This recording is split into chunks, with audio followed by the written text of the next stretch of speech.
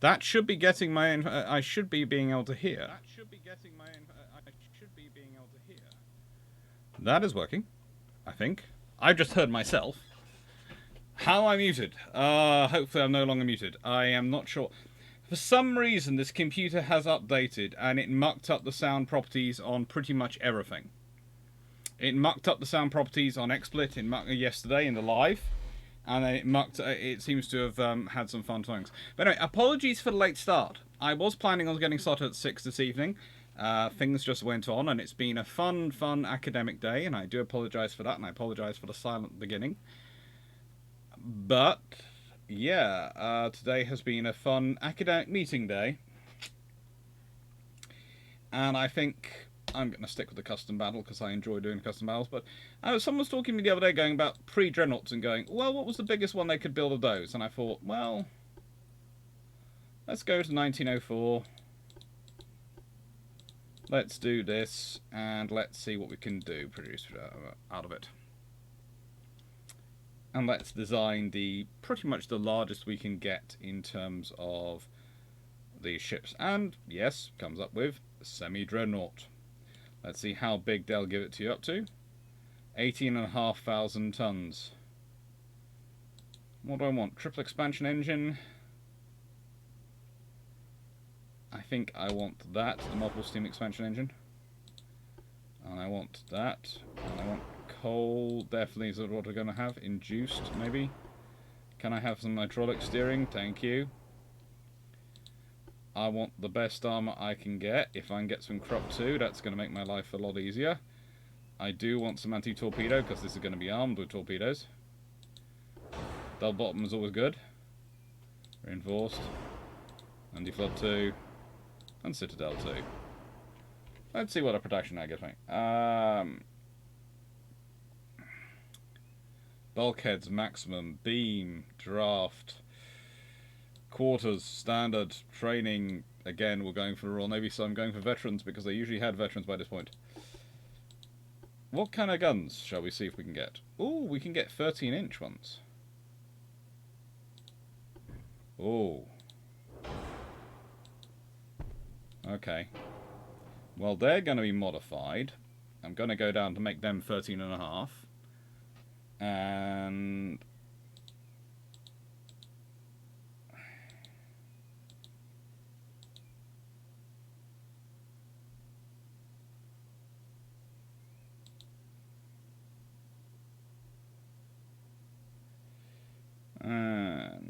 let's see, what caliber are they?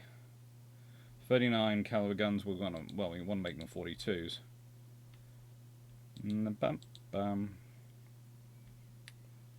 Probably that's going to end up being about 6 or 7. They're 42s, yes. Ooh, that's good. Right then, so that's our primary guns. Front tower, about this. Secondary tower, about that. Need a funnel.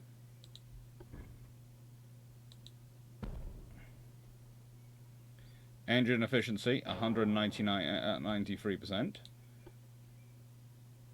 We'll have that.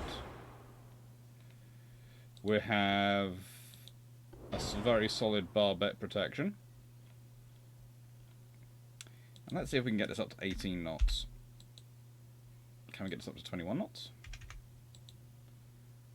And let's get the range down a bit. And the bulkheads down to standard. And the beam a bit narrower.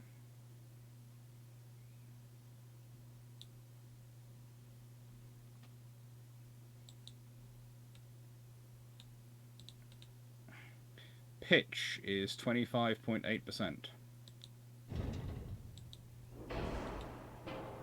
25.9%.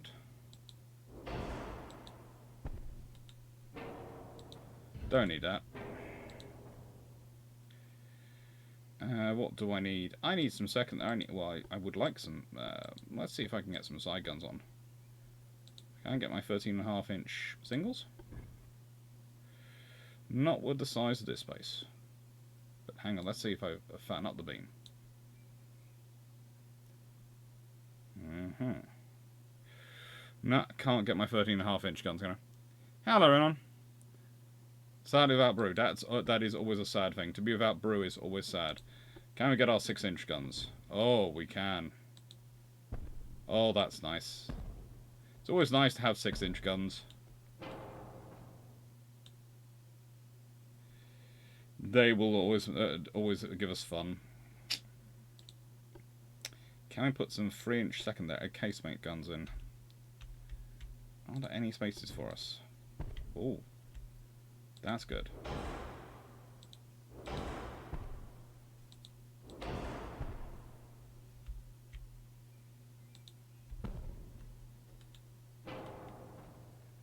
Yeah, this ship is grossly overweight.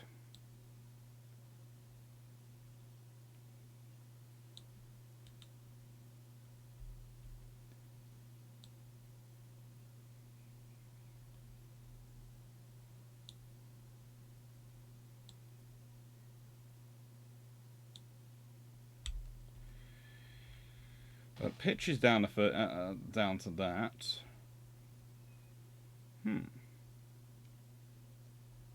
And yeah, I probably need some torpedoes.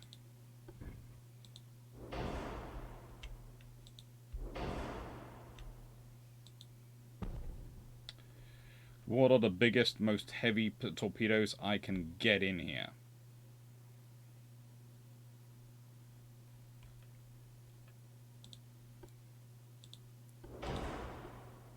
$18-inch it is.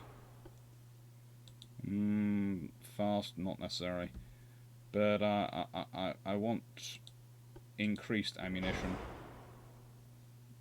And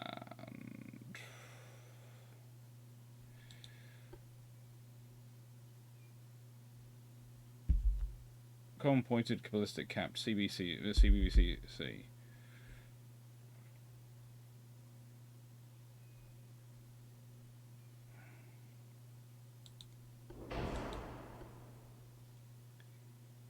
And I want capped. I don't have to worry about cost.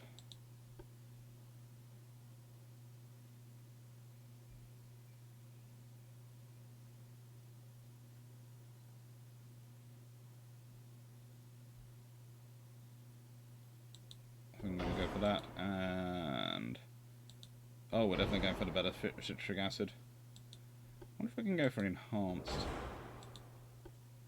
An advanced hydraulic. Now overweight. Do I want to remain overweight or do I want to get rid of that stuff? It's always tempting. The Amazonian logistics train will not arrive until the 27th. That ship will roll a lot, won't it? It is, considering the pitch is listed as 25.67%, but it's not. The interesting thing is, it's telling me the pitch will list, but there again, I've got it pretty much center line. I've got the center of weight, so it shouldn't perhaps. Pitch goes up when I increase the draft. It goes down when I reduce it. Again, it goes up when I increase the beam, goes down when I reduce it. So I'm not sure what is contributing to the pitch on this particular hull.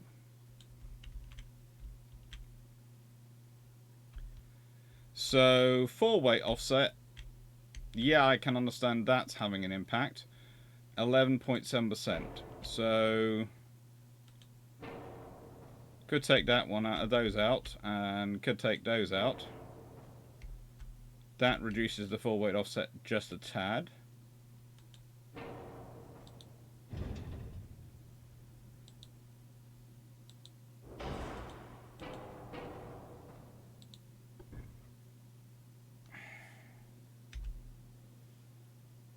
Could put that in.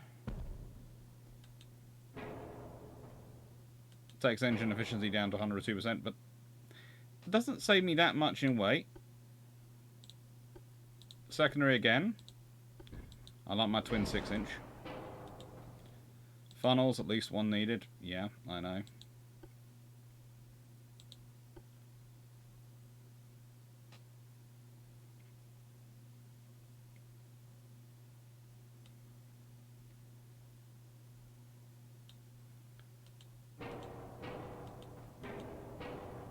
Can take out the 3-inch guns, because, frankly, what much use are they?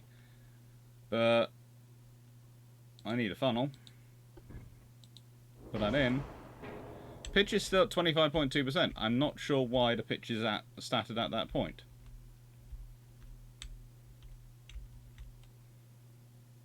She doesn't look that bad to me.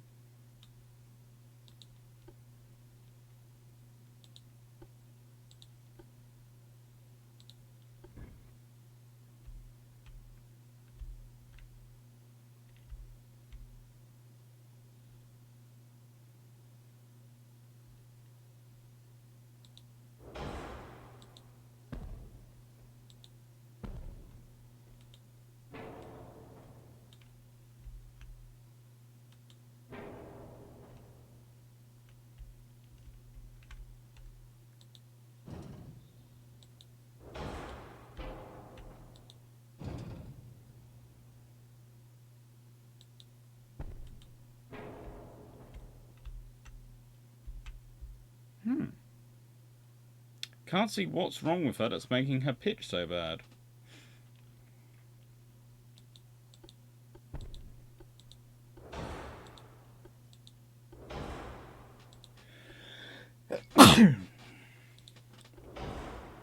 Let's see. No. If I take the bulkheads down to minimum, that takes the pitch down to 24.8%. So it's something to do with the bulkheads, apparently. Few takes it. So it's the bulkheads.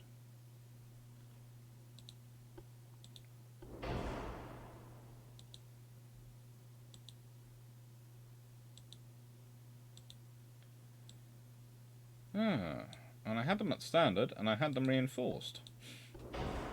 So why is this? Why are the bulkheads causing the pitch?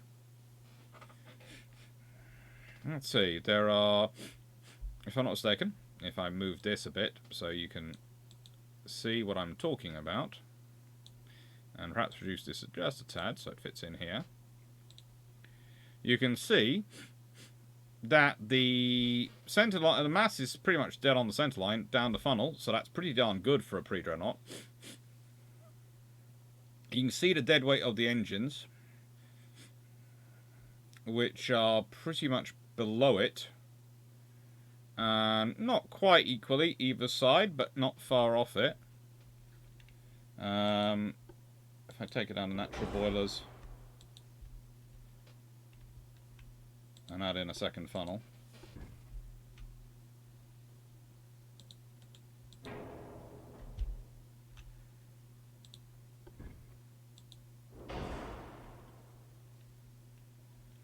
that moves the ship full the full weight offset to that.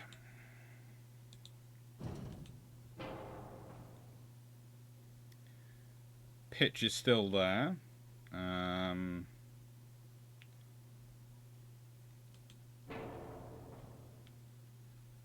Induced. Make it go back to induced. See what happens.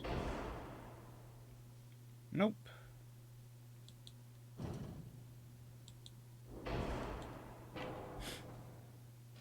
See, it's still in roughly the center of the ship, and again, I add in my extra 6-inch guns.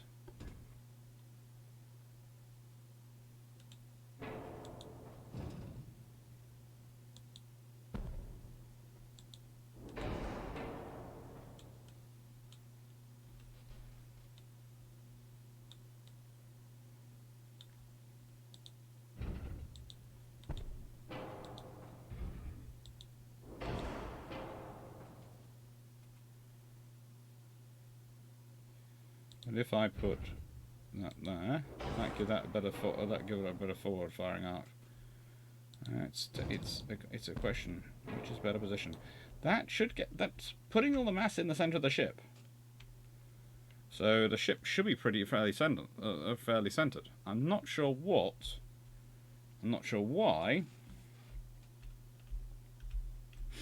it's doing this. Let's do another one and just see what happens. Okay, so already I put the weight up and it's 24%. So if I take the beam down, okay, Draft down. Pitch 22.9% here. Take that down to standard. Pitch down at 22%. Take speed up to 18.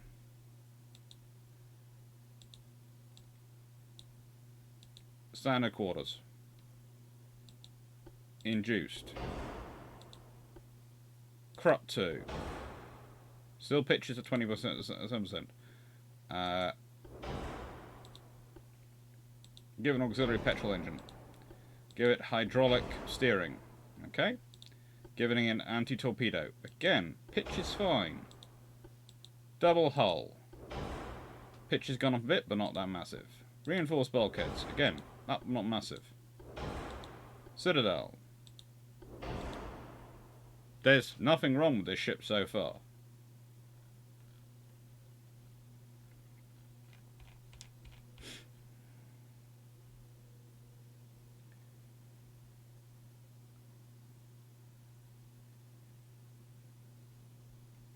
It's very shallow draft. It's very, very, how do I put this politely?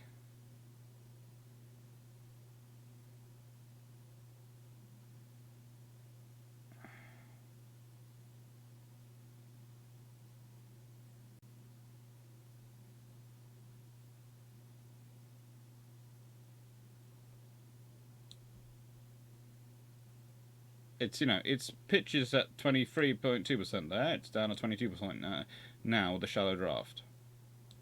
Main guns. Stick in the centerline guns.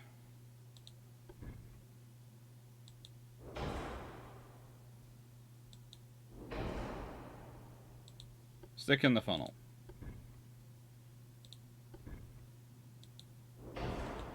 Again, no problem.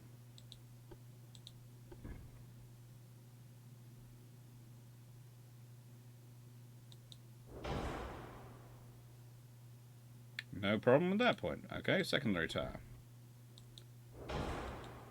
Pitch has gone up to 23.7%, but I'm not sure why. These are not things which are unusual to add in. Take the barbettes up to the normal point. Increase shells. Again, no effect. Enhanced. Advanced hydraulic. Pitch is now at 24.1%. Okay. Coincidence rangefinder, okay.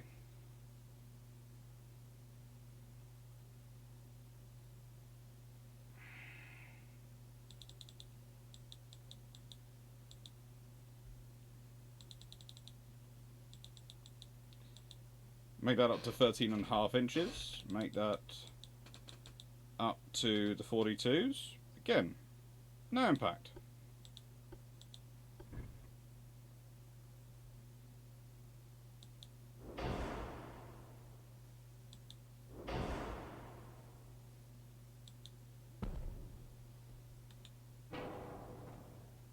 %24.6%. So, okay. Again, no problem.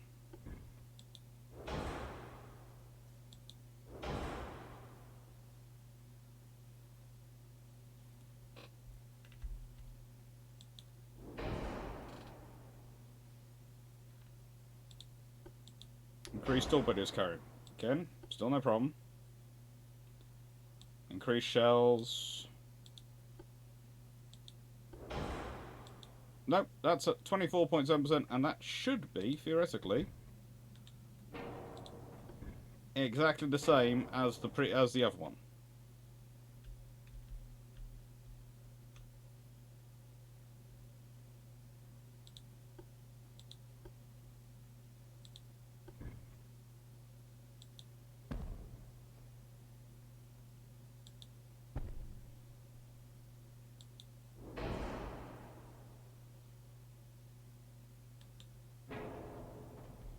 So that is exactly the same as the other vessel, but the other vessel is listed as being Malaya is given this thing of saying its pitch is 25.5%.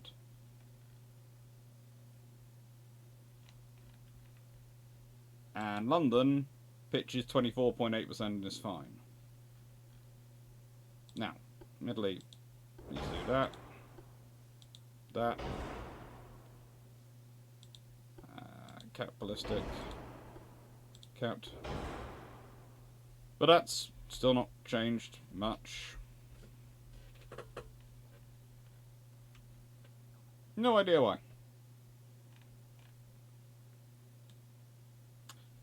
But let's see what our opponent's carrying.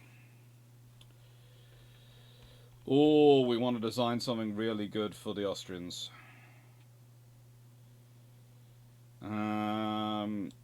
This will be about 17 knots. Let's give them that. They would go for the maximum survivability. Standard.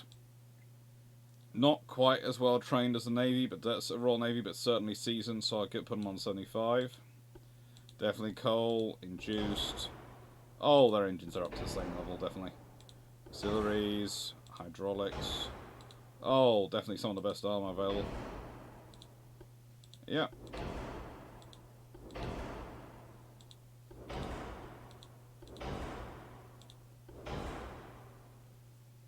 I don't know. Let's go for these options. Front tower. Oh, that looks a maniac of a front tower. Half tower. Funnels. Oh.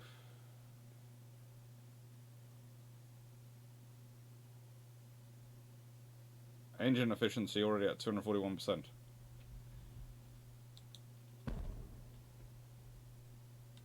Main guns, at least one needed. I'm putting in 12-inch guns for a reason. I like the 12-inch guns.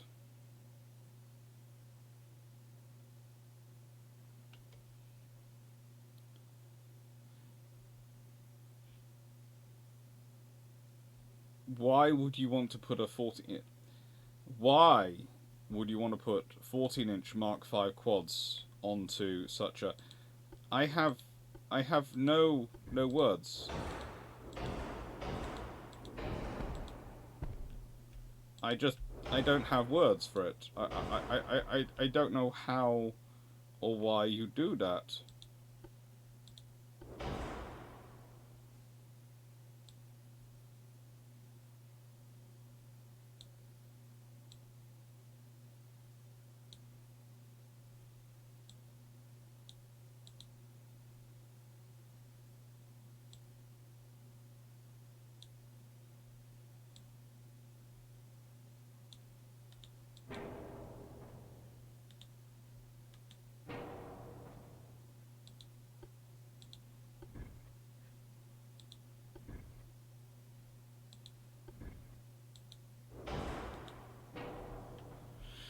So that's 262 tons over. Let's see if we can fix this one down.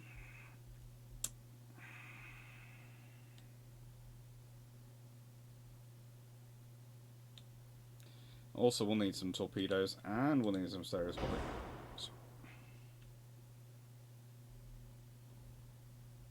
That just seems...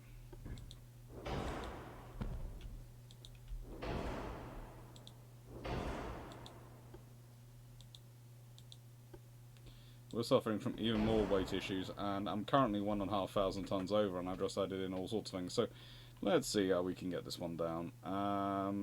Doesn't need to be induced boilers; it can be natural. That takes it down.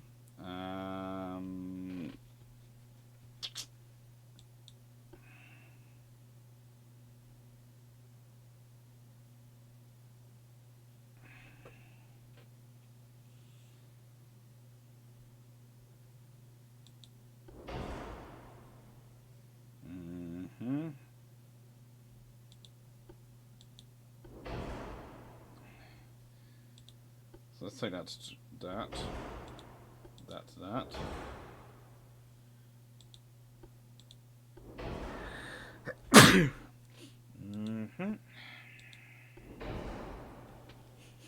We've got standard shells. What else can we do to reduce its weight? What else can we do to reduce its weight?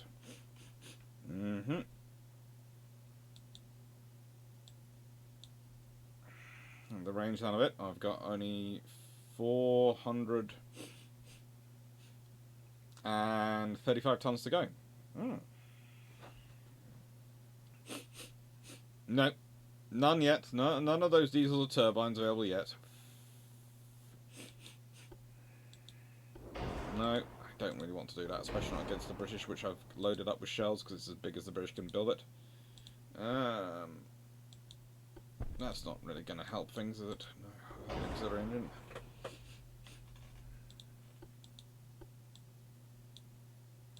Take that on one. That doesn't really save any weight. I'll leave it at the moment. That saves virtually nothing as well. But yeah, we're cutting down on weight. We're saving it. We're saving weight. Taking down the main belt now.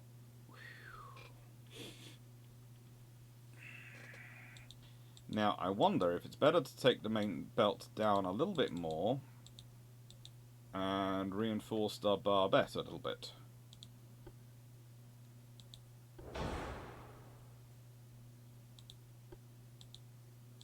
Can I get double hull?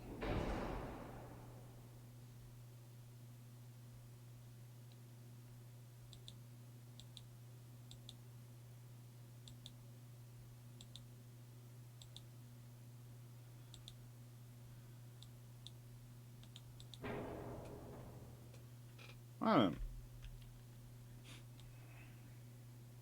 What do you think?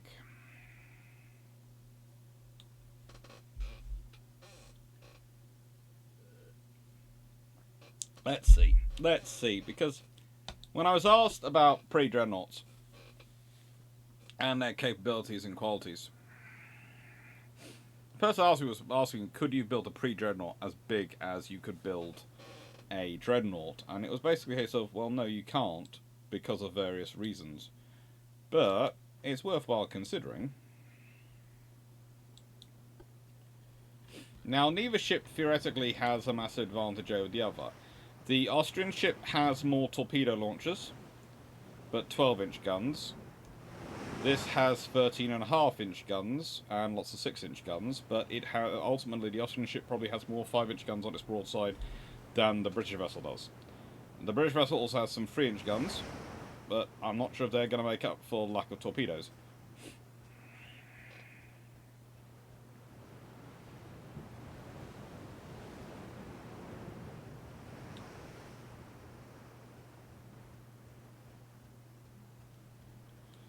Is there torpedo launchers both sides? Because that could be why it's being a bit funny. Could be, potentially. Because I'd expect that to be saying 48 torpedoes. So have I not put a torpedo launcher on one of the sides? This is London. Give the AI captain some control. Oh, look at this ship. Let's be honest, you have to say, for all the love of the dreadnoughts, and I do love dreadnoughts, there is something about the pre-dreadnoughts which does look stately. In any game, they do look...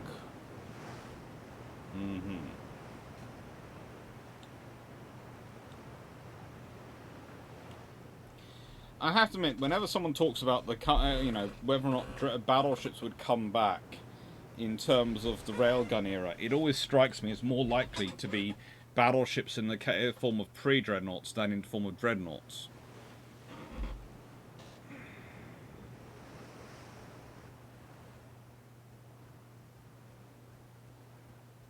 Sorry.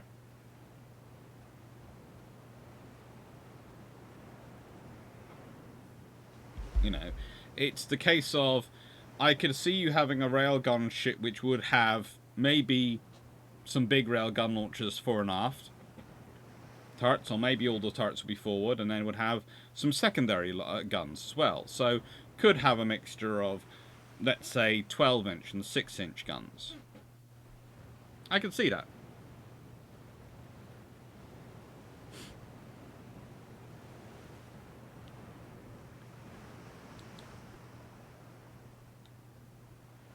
Let's see if they actually ever see each other before they run out of fuel. Oh, enemy spoke as we spotted to the north.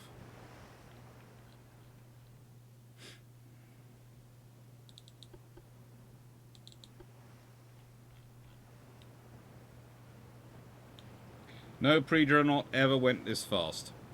And ever rocked this much. It's amazing how much the motion goes down once you take it off the 10 times speed. 10 times speed, motion. That crew is getting seasick. Normal speed, that crew isn't feeling anything. Occasionally a bit of movement.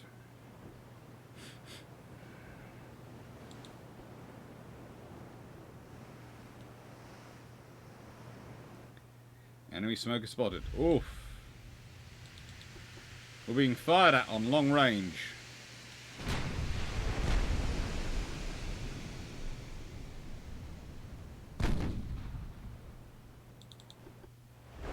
Oh, good lord, that was a lucky shot. You know that was a lucky shot because it's pre-dreadnoughts firing at each other.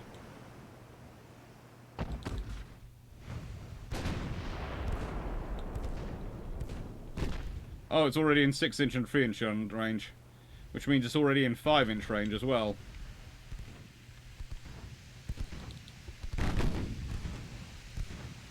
It's those 6-inch guns which are the real killers. In Dreadnought, in pre-Dreadnought battles, in the Sovereign battleship era battles, it's the secondaries which are the real killers. Because the big guns, they may hit you, they may not. Especially at close range, they probably will hit you. But, you know, their rate of fire is terrible. It's the in terms of volume of shells, it's going to be the secondaries which actually take you out.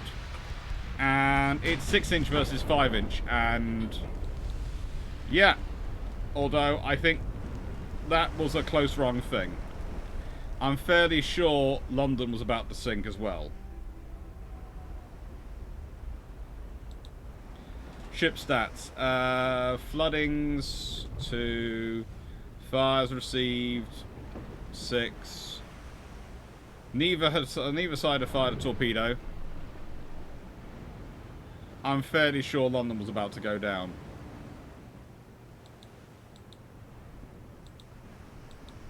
I think London would have gone down if they'd gone out a bit. Not at the moment. Let's go check. Let's design the ships.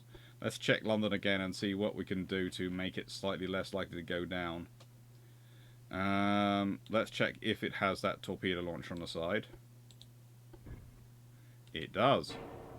So, and there's torpedo launchers forward and aft. We've got about a couple of 100 tons more we can put up.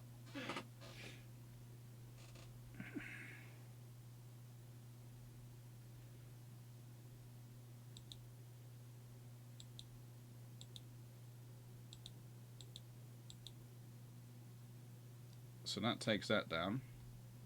Main belt. We'll see what we can do here. 13.5 inch. Ooh.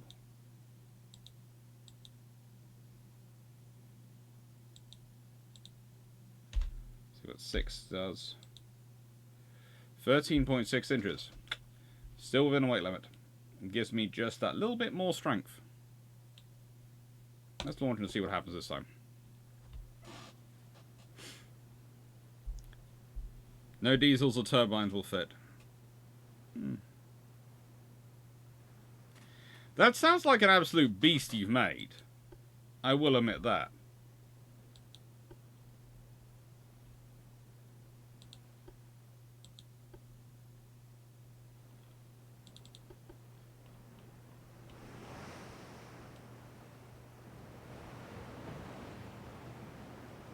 Look at that. Definitely no pre-dreadnought ever went that fast. Definitely no pre-dreadnought ever went that fast. Ever. By the way, if you notice that there is no music playing, it's because I found when I put the videos through to other channels, if I have the game music playing, it causes copyright issues. Up the wazoo.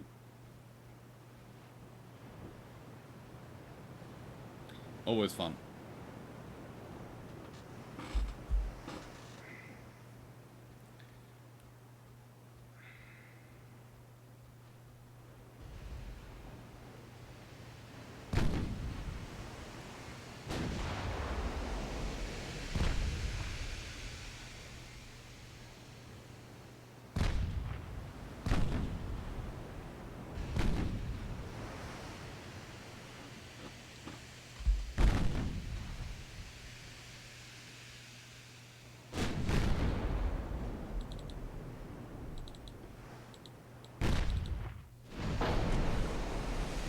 What is it that's doing this? It's got to be the 13.5-inch shells.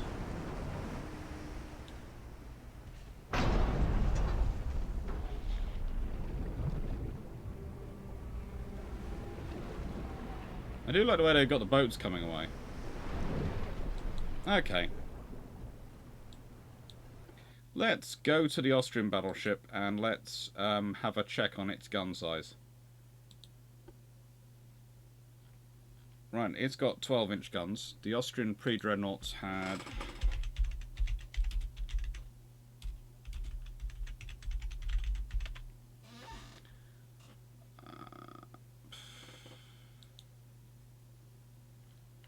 let's see.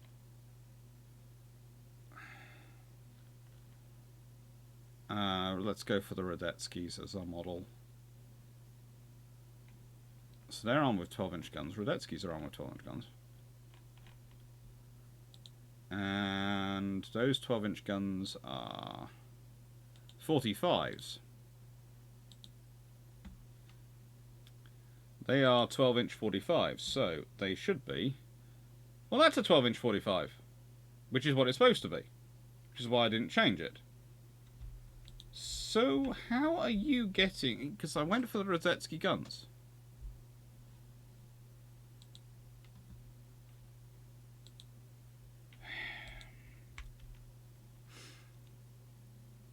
I've got 9.4-inch guns as well on.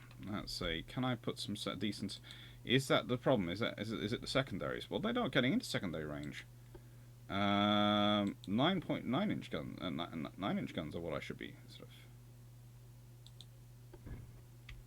I can't fit that on anywhere on this ship.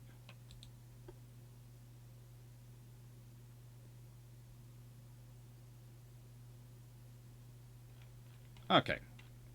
Let's exit. Let's push this up to 1906 and design ship. Let's go see what the Austrians can... Austrians are again up to, by that point, are into those.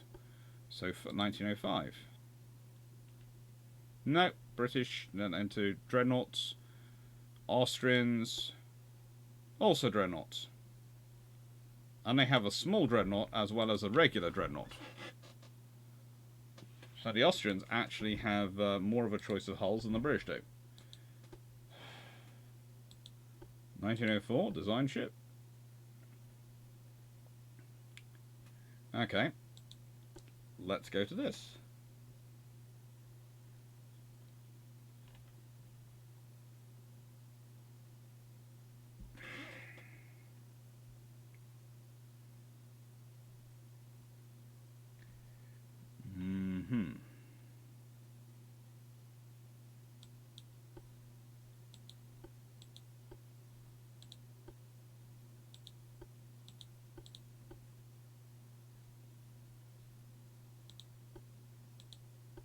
We're going to go with the armoured cruiser option. Hello, what can I do with you? I want to make you as heavy as I possibly can. I want to have standard quarters. I want to have veterans. Well, seasoned is basic, would seem fair, but I'll make them high level seasoned. Main guns, centerline guns. You only give me 11-inch guns.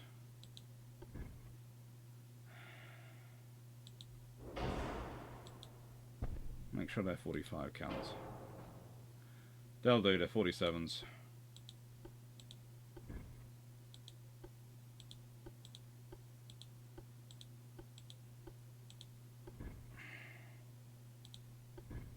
No. B, make them as fat as possible. No. I can put 8-inch guns there.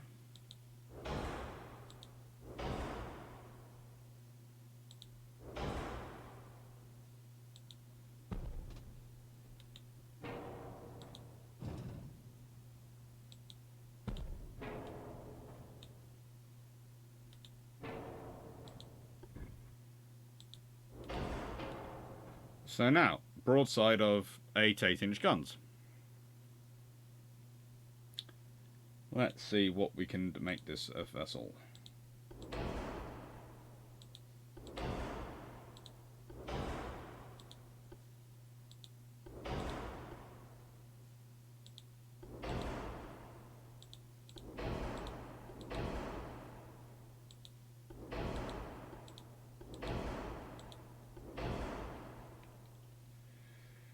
Right then, let's go for torpedo launchers.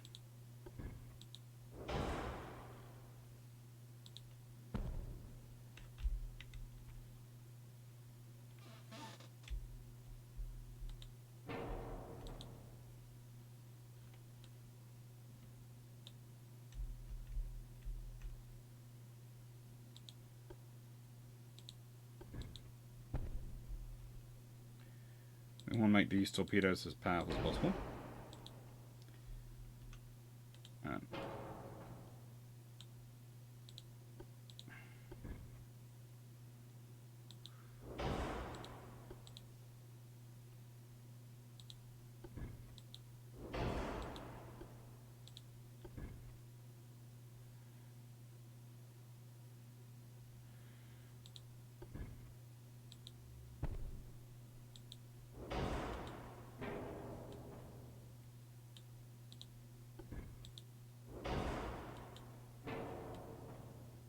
Well, meet the pre-dreadnought equivalent of a battle cruiser. Yeah. Let's see. We've still got some. Oh, we've still got some tonnage to go, but we should put this in first, and we're going to want that onto enhanced, advanced hydraulic, and we're going to upgrade these to basically the best we can put in them.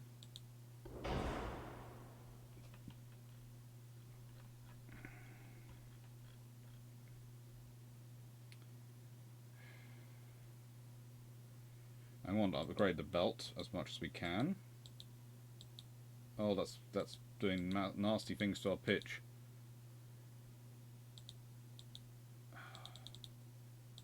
Pitch is not good on this ship.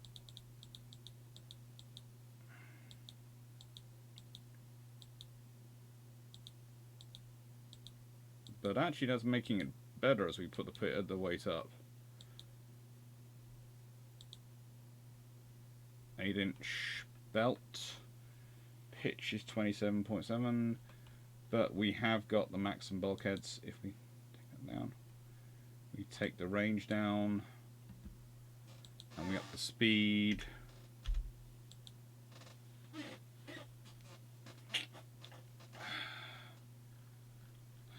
We've still got 1,000 tons more we can put in. We can put in increased ammunition. For starters, we can put increased torpedoes. And we've got even more weight we can spread around, so we can do this.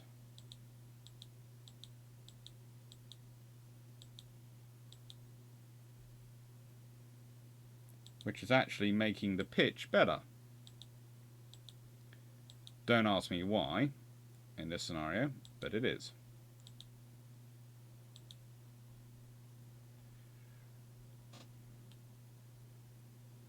So, we now have what is the equivalent of a pre-dreadnought battle cruiser.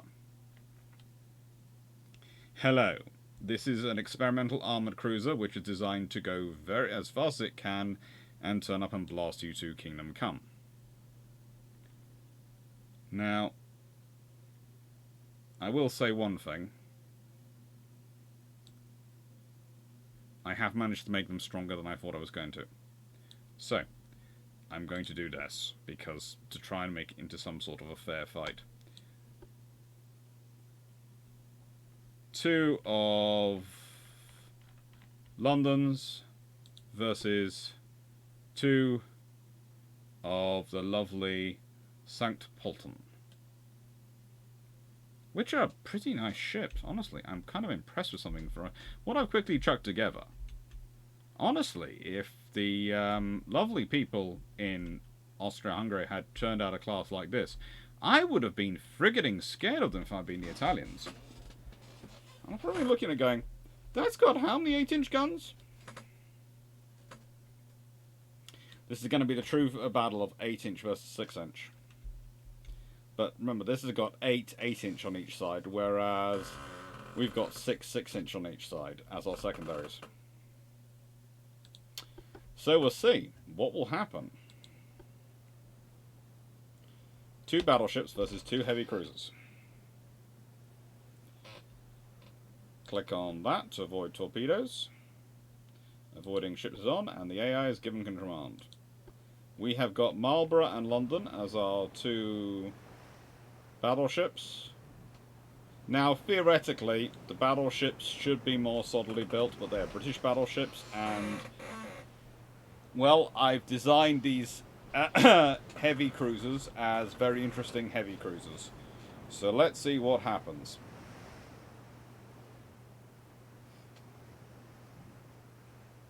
The heavy cruisers have a 1 knot speed advantage. This will be interesting. It will be interesting. Ooh.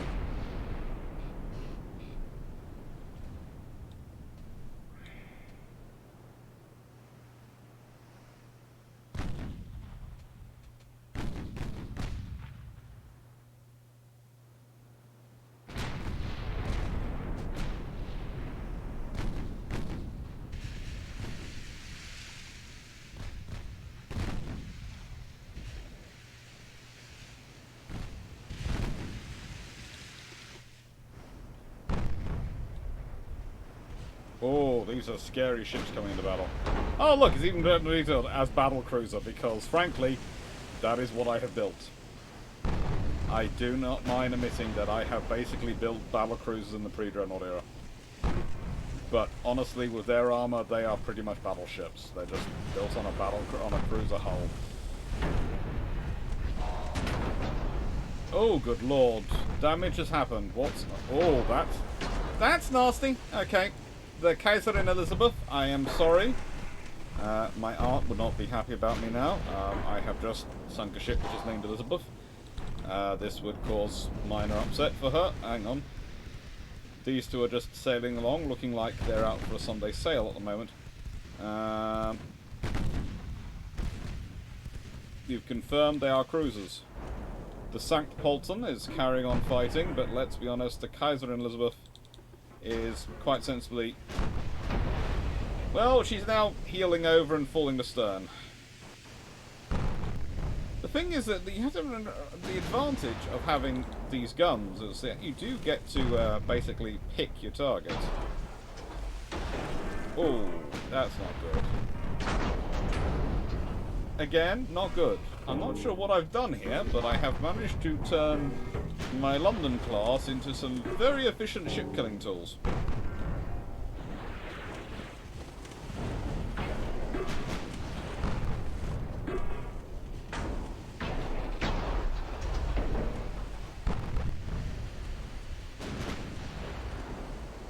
Oh, there's a torpedo, I think, heading for something. Nope. They both seem to be okay. Neither appears to have been actually hit or damaged by aforementioned torpedo.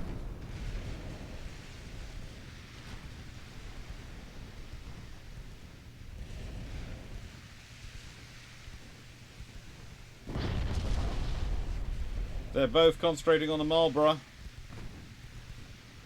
This is some interesting fighting going on. Marlborough appears to be being protected by London. London is trying to draw fire and protect Marlborough, but they are concentrating their fire on the Sankt Polton.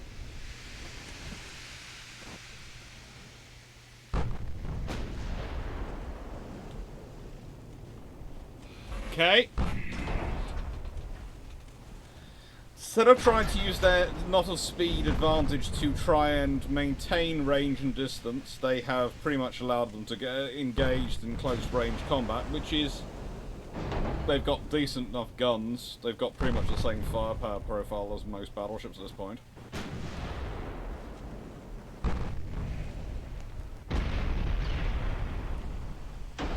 Kaiser Elizabeth is doing well. These two are still in the green, but only just. Marlborough's looking increasingly in trouble. She's got plenty of 6-inch shells left, though.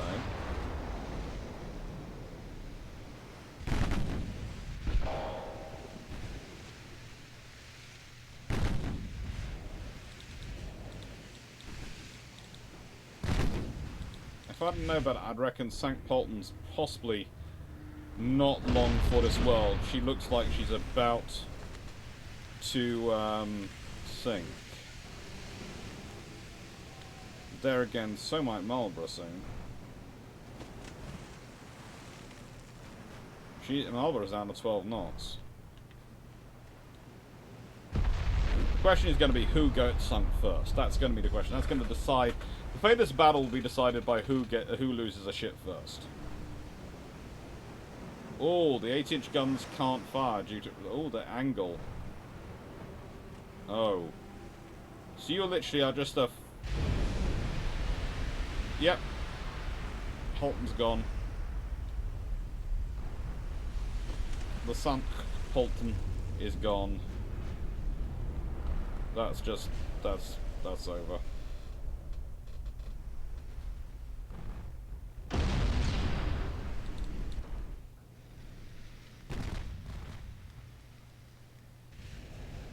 Trouble is with them concentrating on trying to kill St. Polton, that is pretty much leaving the Kaiserin Elizabeth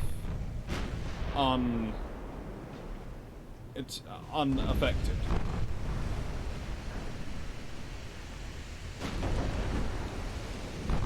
But that's not really necessarily good for her, because they've now started firing back at her, and that's not so good. Well, not sinking yet. It's still afloat. It's still afloat. St. Polton is actually aiming its guns now. This is good, but there is a big fire next to that forward turret.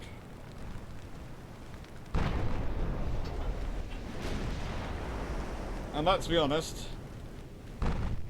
at this point, you are not firing against the belt armor. You are firing, your shells are going to hit above the belt armor and penetrate the inner spaces. London looking okay. Marlborough on fire, could well be in trouble. I think Marlborough's going to go. Marlborough's gone. Yeah, Marlborough's gone.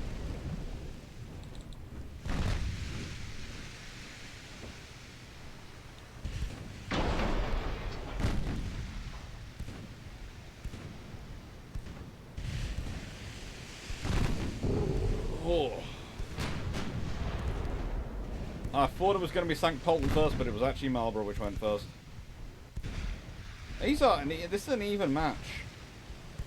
This sort of position does tell you why the Japanese were quite happy for their 4-4 plan of 4 very good armoured cruisers to fill instead of 4 battleships, because they felt the 4 armoured cruisers could support battleships in a fight in this time.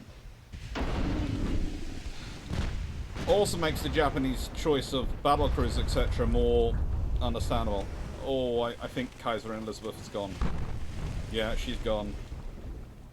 And if St. Polton is not in a good position to be fighting London, but she's still putting up a fight, that's the point. But she's gone. Okay, first blood went to the Austrians, but last blood went to London. Very good, King's Rook.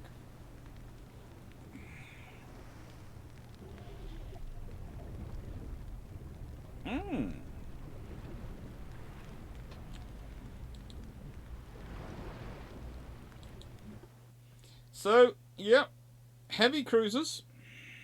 I think if you'd had a third heavy cruiser there, or 2 versus 1, the battleship would have been gone. I honestly do think that the ooh.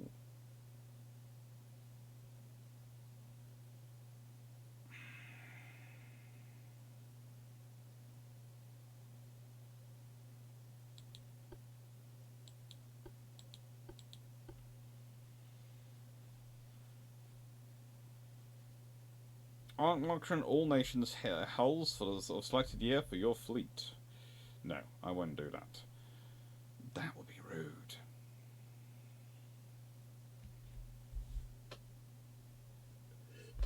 Right. So, what was the other thing? Oh, yes. The Battle of Denmark Straits.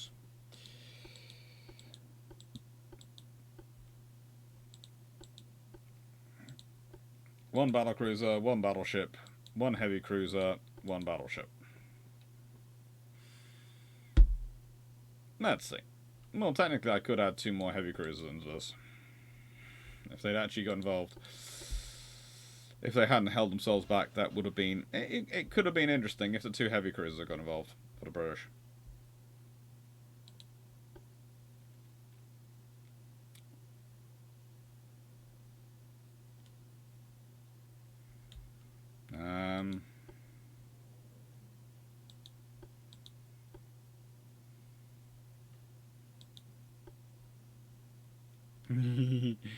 That would be evil. If I make the battleship Agincourt, that's just not pretty for the pretty for Bismarck, is it? I'm going to make the battleship Agincourt. And for the battlecruiser, I'm also going to go for my what I think Hood would have looked like if Agincourt with 18-inch guns had been built. Just because I'm being cruel. Let's go to, yes, we have Miles Freeland, and let's design a cruiser. And this is called the Scharnhorst.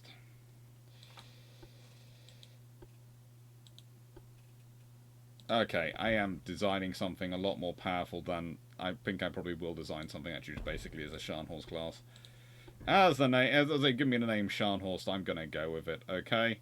I know, it's not accurate. I know. But can you blame me? I'm going to go with my improved Scharnhorst design as the cruiser. I have, in nicest way, it is up against 2 18-inch armed warships, so, you know, I'm not being that unusual.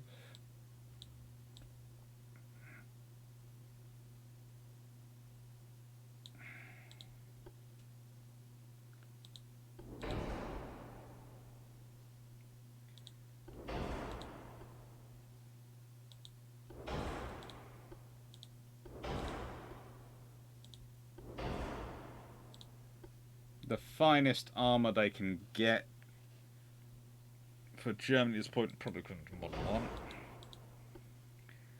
Gonna give them the best barbette. Triple hold. Reinforced bulkheads. Top line anti-flood. All on... Oh no, they had the turtleback, didn't they? Yeah, range. I want the maximum stereoscope out. I want... Well, they didn't have that good a one on them, did they? They had RDF though. And as for radar, they have about Gen 2.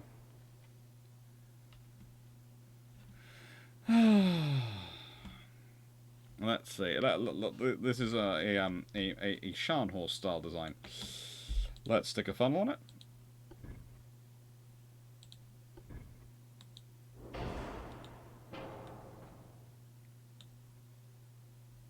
Secondary guns.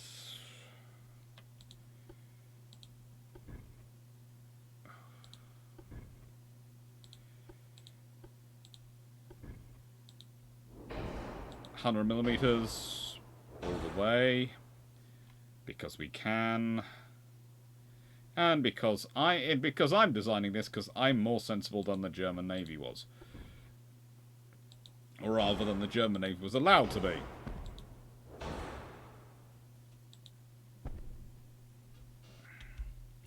one of the things. You know, if the German Navy had built a ship like this, that would have been a very scary ship for the world to deal with.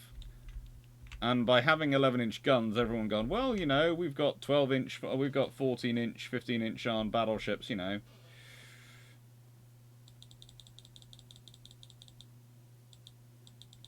However, I don't think this ship is going to do that well myself versus what it's going up against.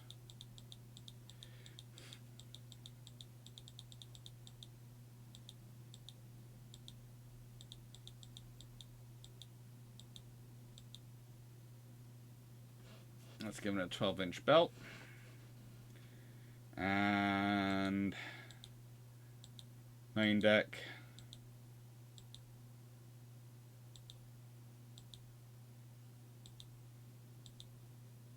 Five inches thick.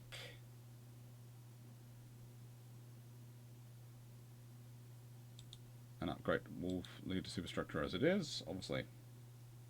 There you go. Hi, Sean. Hi, Steve. No, I'm not. Well, Bismarck and Tirpitz would still win me. Honestly, I don't think Bismarck and Tirpitz would be a challenge. I will do a double BB, the next one, but let's launch and let's see what happens. Because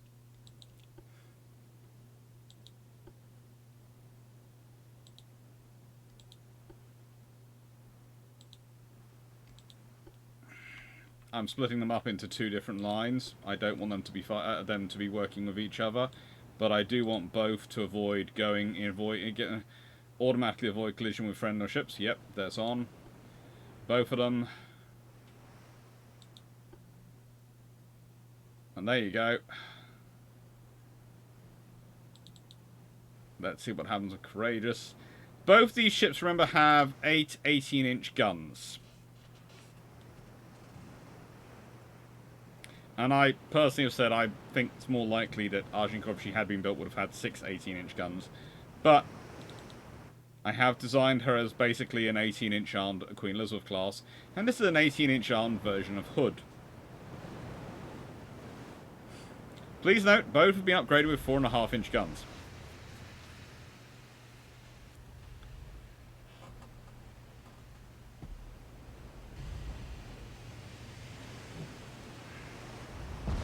Oh, they started firing.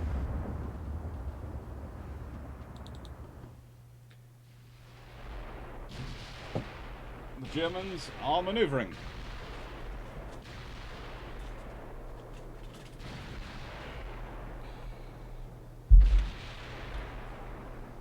Again, it's very, very close range.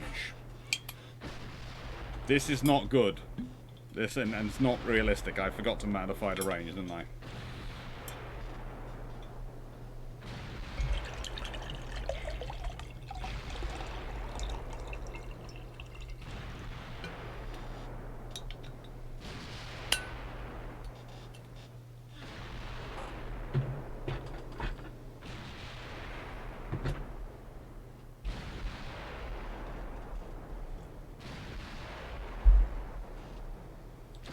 Courageous. She's on fire. I'm not surprised she's on fire. At this range. Oh, you're in 4.5-inch gun range. Please.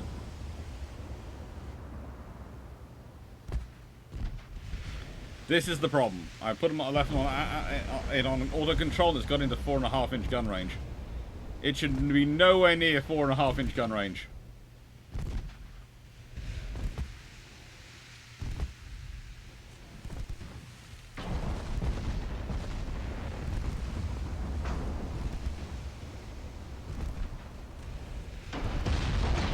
Because there's no point in having armor once you've got battleship guns into the ranges at which 4.5-inch guns have range, there is almost no point in having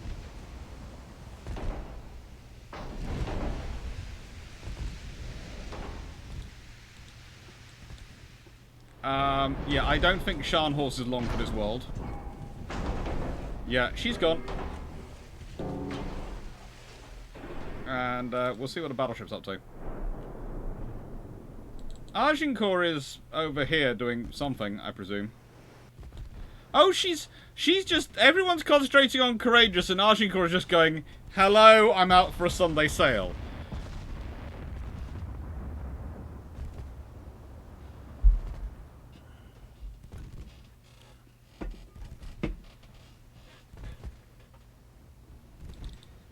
You know, you do realise you guys are completely ignoring the one over there. Sharnos has sunk. Yes, I know Sharnos has sunk, but there is this thing called Agincourt sitting over here going, you do realise I have in simulations taken on both you solo. And both you solo and one. You're concentrating on my backup plan.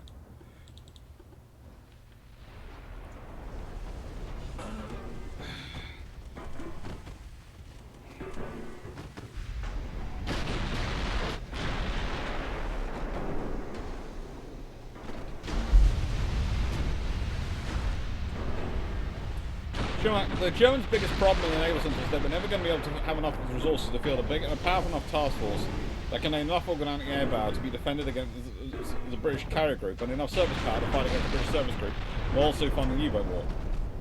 Honestly, they couldn't even fund the U-boat war. Let's be honest. You know, people talk about the sheer amount of U-boats they do build, and that is very good, and I think Courageous is going to get sunk here. It's why you don't take a battleship into a battlecruiser into close range combat with a battleship, but I also have the feeling in the nicest way that Ostfriedland is down.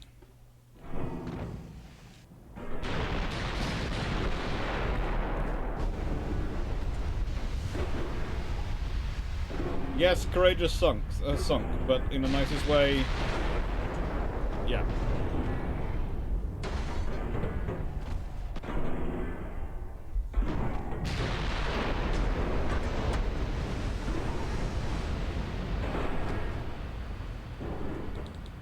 Well, they are actually, but at this range they are making a dent into Agincourt. But look at the range, it's... Oh, it's 6.6 kilometres, goodness gracious me. Oh, good lord, that's close. Oh, good lord.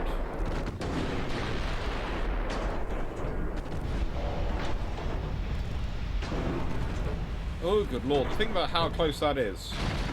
6.6 kilometres.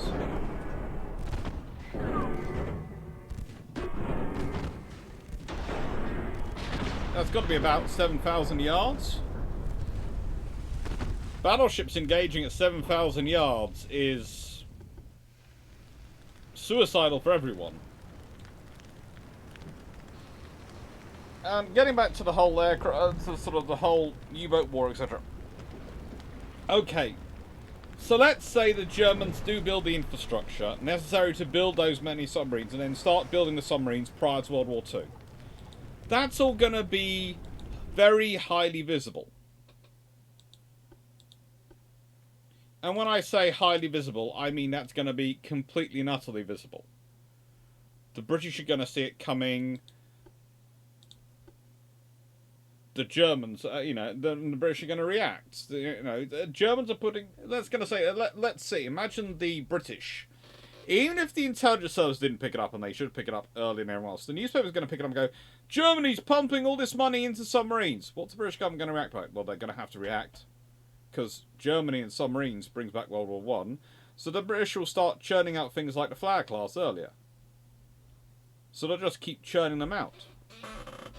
And interesting enough, if that happened in peacetime, you'd probably still get the British building the capital ships they were building and the carriers they were building, because they weren't being built with the idea of war versus Germany. They were being built with the idea of war versus Japan. You might get an entire reorientation, again, without the need to worry about German capital ships. You can concentrate on the Mediterranean, and you can concentrate on the Far East. In fact, the British might well park their... if the Germany doesn't have capital ships, the British might keep a couple of slower capital ships back just in case the Germans, any kind of task force, like say Deutschland class or something, comes out. Any vessel like that. But what the British probably do is park their capital ships and their carriers as far away from the Germans as they can, but so they can assist in the Mediterranean war. So they probably suddenly there's a big massive British fleet in the Indian Ocean. Because that's the sensible place to put it. You put your ships away from the aircraft, away from where they can be attacked by aircraft, away from where they can be attacked by German submarines. Stick them in the ocean. And then you have a whole different scenario take place. Also, you probably have quite a lot of the British, a far larger British presence of fleet presence in the Mediterranean, which might mean there is a more interesting scenario earlier on. Because if you consider if the Germans don't have the capital ships, it's hard to see how they accomplish what they do in, because if they don't have Shah, Norse, and Eisenhower, they don't sink Glorious. They also don't sink that destroyer. Norway could still go the same way, but there again, they're not going to have Shah, Norse, and Eisenhower's cover. Then they're not building the capital ship program, so they're building submarines, but the British will have more escorts. The British might even have more destroyers built. They might have started destroyer escorts, etc. programs, etc. early. So the Hunt destroyer program could have got started in destroyer escort program could have got started in 1938, as could the Flower class program, which meant they could have been available in numbers for Norway, which means you could have had a lot more. Might not have lost Courageous as well, because she'd have had far more anti-submarine escorts, because submarines would have been a primary threat. You'd more likely have, if the Germans don't have large capital ships, you'd most likely have the carriers and the British capital ships concentrating on the Mediterranean, etc., which means you'd have multiple carriers involved in the Taranto raid, guaranteed. Multiple carriers involved in Taranto raid, the amount of damage done to the Italian fleet goes up. The more damage done to the Italian fleets, the more likelihood, or less likelihood of the Germans and Italians being able to successfully reinforce North Africa, as well as threaten Greece. In which case, North Africa might. It basically the scenario when you go about it, when you're start investing in submarines only, actually shortens the war in the Allies' favour.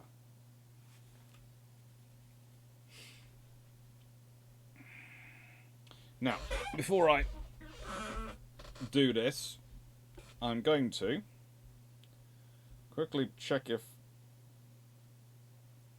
there's any food going on this evening.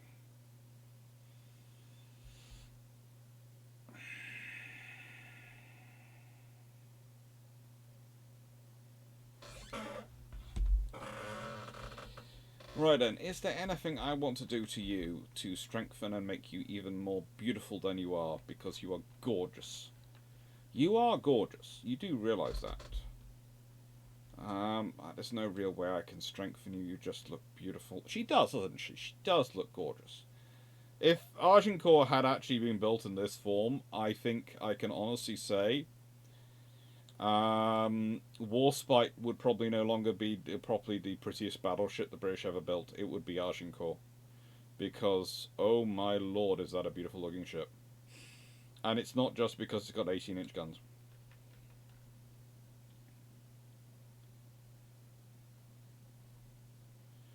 I've put them down to 45s. Originally they had them at sort of 49, but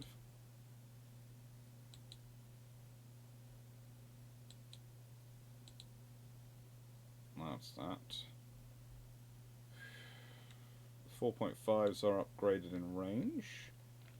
Anything I want to do? Anything? Nope, it all looks good. Let's go check out the Germans. They are going to be, of course, our favourite, Ostfriesland, modelled on the Bismarck class. Is there anything I should really do to them to upgrade them? They have the 5.9-inch guns, because I fitted them with 5.9-inch guns, because that's a sensible thing. Exactly as they should be. Yeah. What if the Kriegsmarine builds mine-laying subs en masse to get the wall flags? Well, the thing is, again, if they build mine-laying subs, if they're building submarines as a rule, one of the things the British did have was a rather large number of mine-sweeping trawlers. And that's one of the whole things throughout World War II. The British maintain a huge number of trawlers whose purpose is mine-sweeping because of the fear of those mine-laying submarines. So again, you'd have just had that start off earlier. You know, it's one of those scenarios. It's going to just start off a little bit earlier.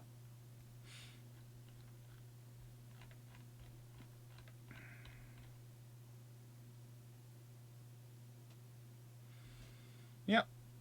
Let's launch and let's see what happens.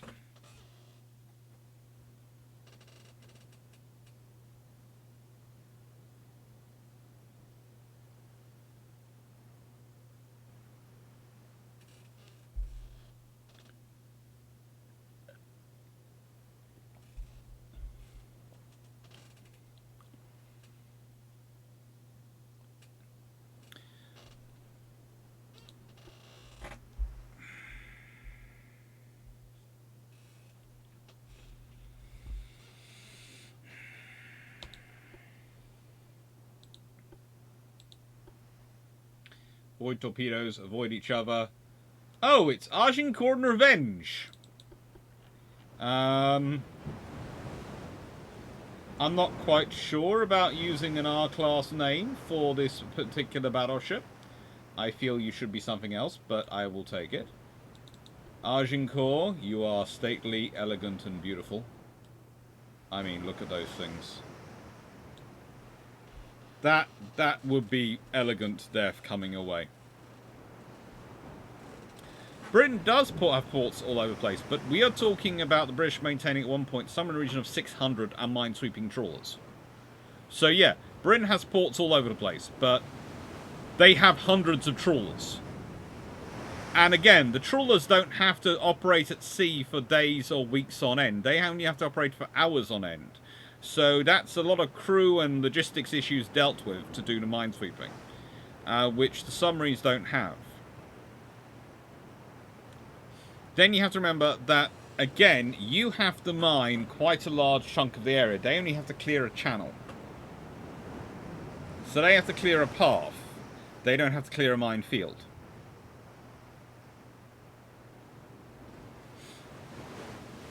And that's one of the interesting things of World War II and World War One, is that, oh, those look good, is that, you know, at certain points,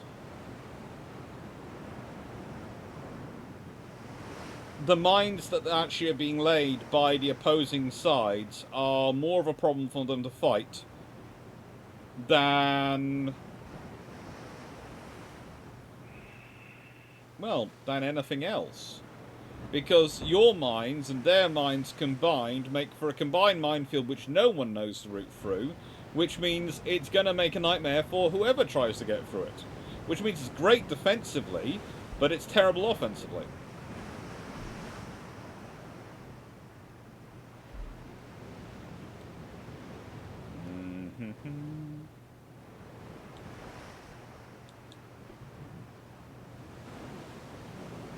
Let's see, have we spotted the enemy yet?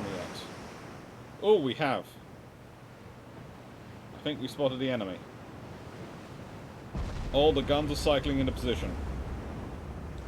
Let's take it down to ×5 speed. They are firing.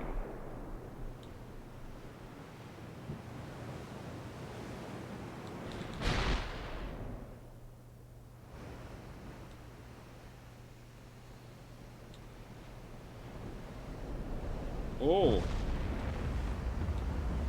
Again, what I don't understand is, again, they are closing the range. Look at that turning. Why are they closing the range? Why has the AI got them closing range? You wouldn't do that.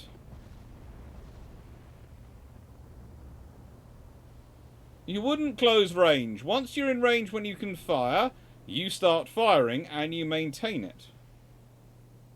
No.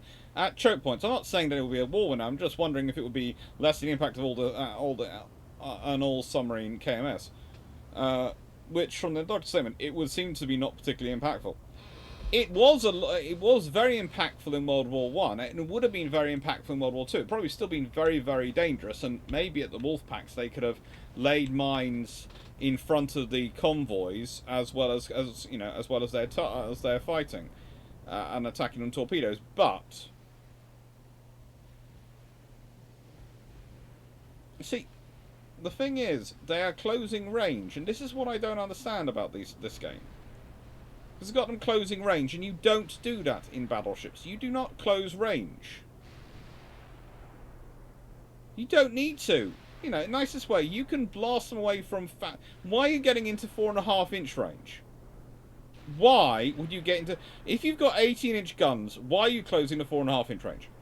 But the choke points will be well patrolled. Yes, you'll probably still get targets. Yes, it will create a lot of work. But the thing is, the reason I say it wouldn't have as much impact in World War II is because from the very beginning of World War II, the British are preparing for it and are going, let's have lots of these trawlers, let's put them into positions, let's have them do the duty.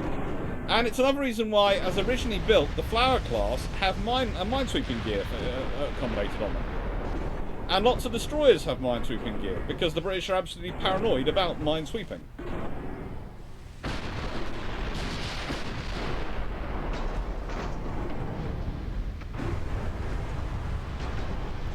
When those 18-inch shells hit, they hit.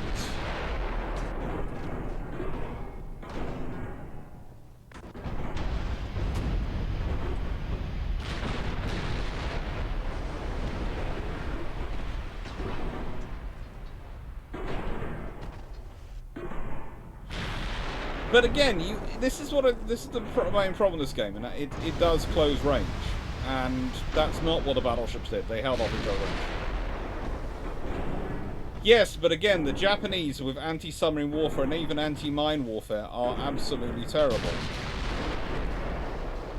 I'm letting this go on because I'm just seeing what this game does, and then if I need to, I'll do another one where I control the fleet and keep it at actually what they would do, which is keep it at range and engage.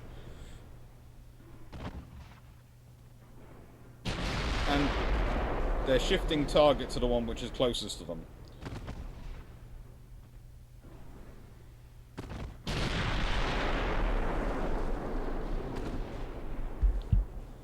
Revenge is sinking due to heavy flooding.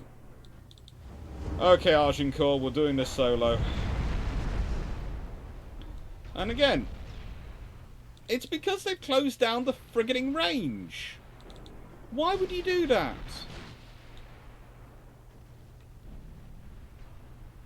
Why would you close down the range? Why would you allow them to close down the range?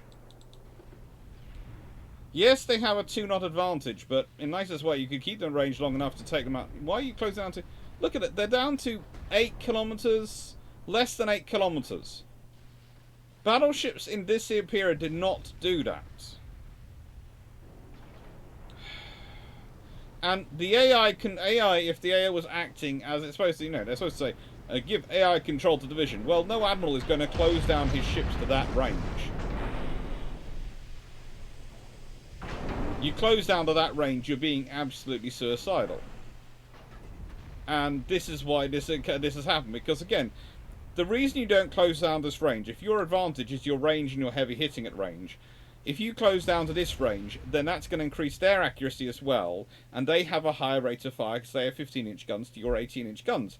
And the range advantage benefits you with the 18-inch gun. It works against you with that scenario. Retry, yes. Let's launch.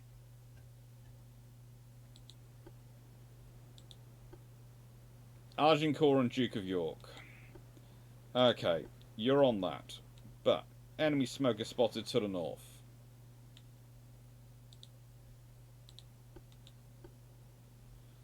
We're going to keep on like this. We are doing 28 knots, and we are just going to keep at pace. Enemy smoker spotted to the north. I'm going to turn west.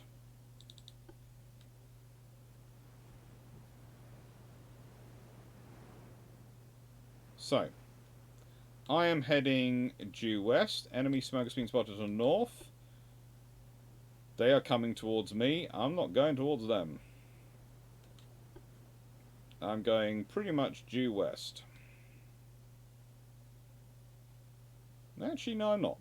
Because... I'm going slightly southwest.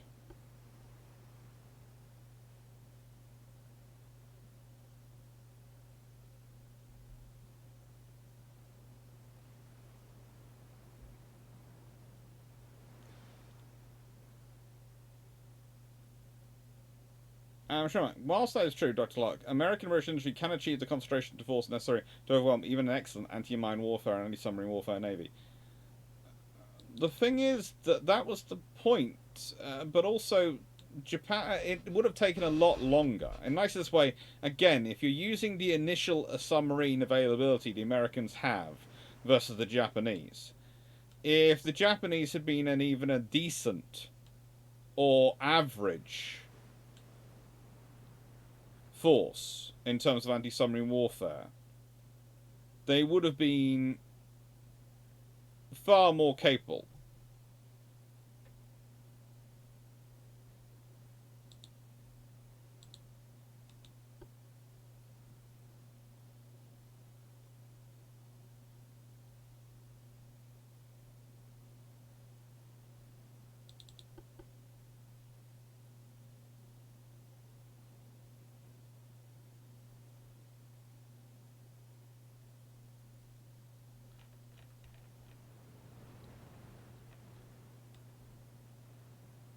Now, the Germans are capable of 30 knots, so they should be capturing me up. The ports are the choke points. Convoy routes also choke points once you have them pivoted, plotted out via observational intel. Not really, because convoy routes aren't really convoy routes. Every convoy is routed in its own way, and they'll be sort of doing their turning, etc. Right then, so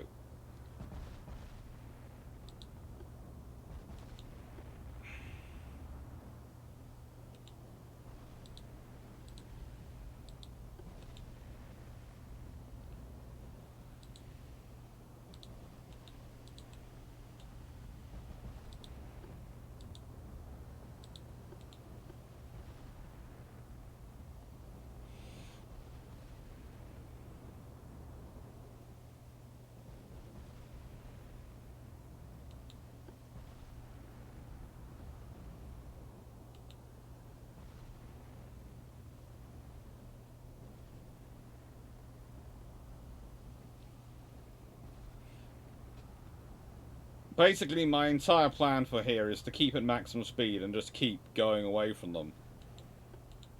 They can slowly gain on me because they can do 30 knots. But slowly gaining on me when I'm going away from you is a lot more difficult than necessarily they want to believe.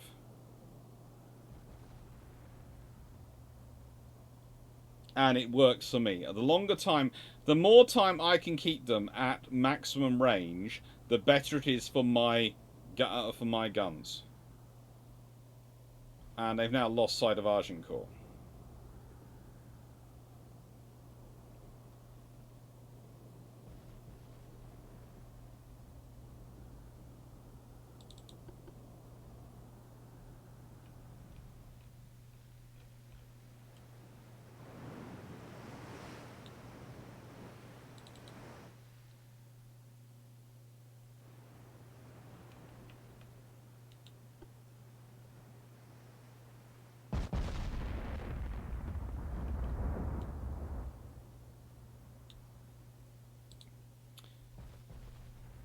Now,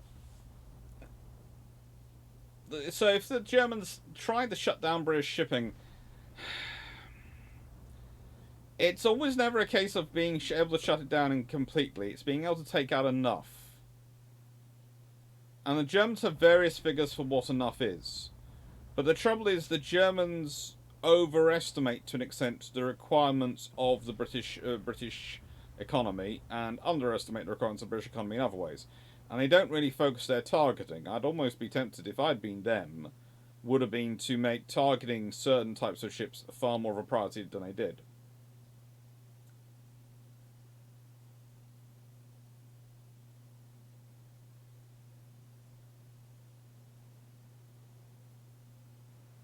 And also, again, you have to remember with anti-submarine warfare, the scenario becomes a case of, are you going to be what are you doing with your anti-submarine warfare? Are you doing hunter-killer groups? Well, once you have enough surface ships and enough escorts, you do hunter-killer groups going out hunting submarines, but you only do that once you have enough. Until then, you only need to do the anti-submarine warfare around your convoys and around the points you need to. And you combine it with aircraft and aircraft patrols again, because the submarines can't spend their lives on the water. They have to spend a lot of time on the surface when they're maneuvering, and that makes them incredibly vulnerable to aircraft.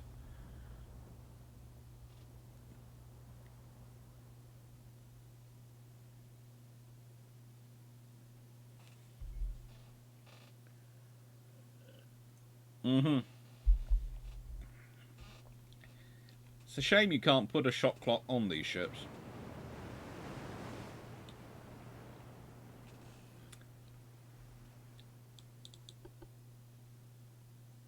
As you can see, I am managing to keep them sort of... Well, Ostfriedland is doing all sorts of random things. But, you know...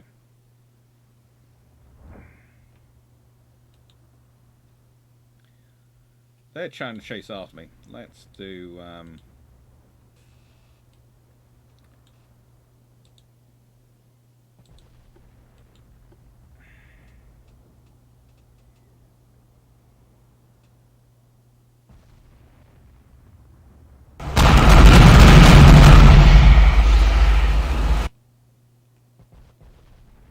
Ah! Shulmax has subscribed to your channel for a month.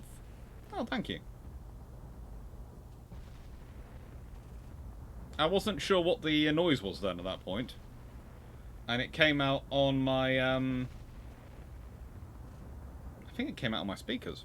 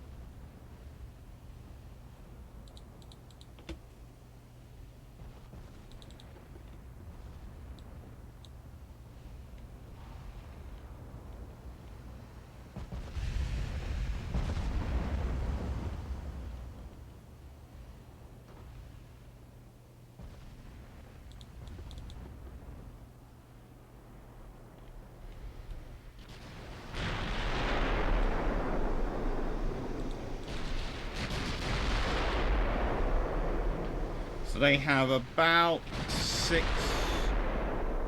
Well, let's say, about 700 shells remaining. And Duke of York has about 1,000. Agincourt has about 1,000. And they have a slow rate of fire. So again, this is actually quite a good thing for me. That was very... Yeah, it was. I do apologise. I didn't realise the sound alerts were quite that high. Could have been worse.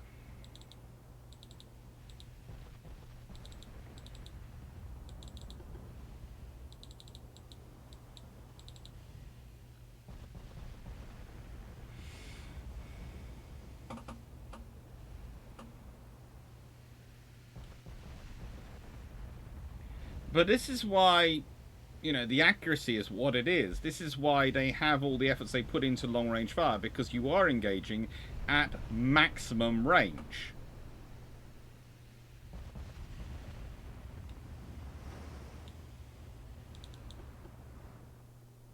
You know, this vessel is many, many kilometers. Many, many miles away.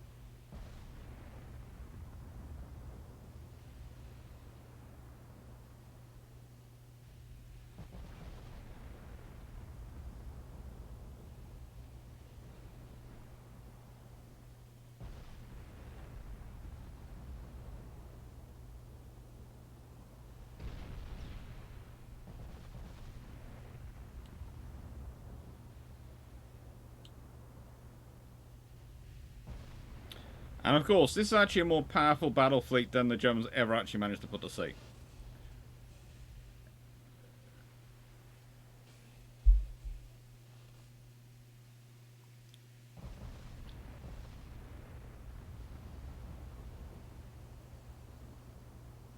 I am carrying the biggest rangefinder I can get on these ships. They have pretty much the highest percentage of hit accuracy that they can achieve.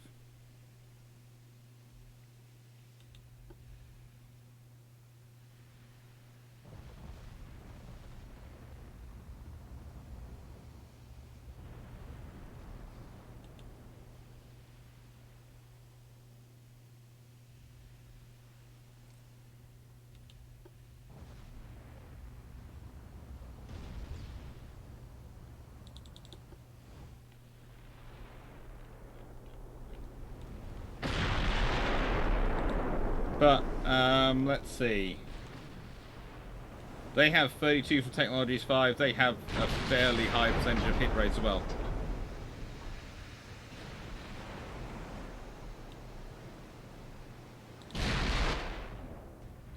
Agincourt's getting hit. That's interesting to me, because Agincourt, according to stats, should not be getting this bashed up at this range. So something is happening. Interesting.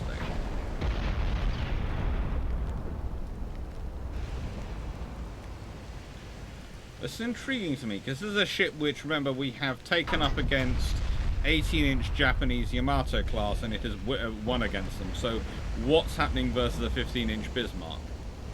Or rather, Ostfriedland, which is the improved version of Bismarck. The Germans are getting a lot of lucky hits in.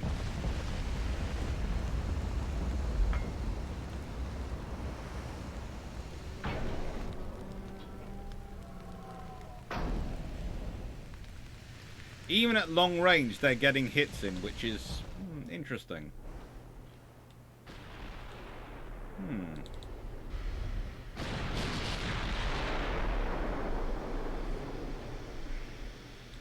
Let's go to rebuild ships to see what I've done. So what have they got? They have got... They've got the best radar I can put on them. They've got everything that. They are definitely the British ships at the time. For 1940. They've got the Conic 5 rangefinder, which is the best the British had at the time. So everything that's to say, that's fine. Okay. Let's go have a look at the German counterpart and find out what's going on here. How are they getting these long-range hits in? They have electro-hydraulic turrets 2, that's fine. It's the enhanced reloading, they have that the same. They have only Gen 1 radar, which is fine. They have stereoscopic 5. They have a 15-inch main armor belt, which, again, if we go to the class, is actually way better than they were originally actually fitted with. So I've given them a 15-inch armor belt, so I've made it a far more powerful version than it actually is. And mine have, what do they have in terms of armor belt? 16-inch main belt. That's a 16-inch main belt. In the nicest way, the 15-inch gun should not be penetrating that as well as it is. So what is happening? Armor level, modern armor 2. So yes, they've had their armor upgraded when they had themselves upgraded, so that fits with the time period.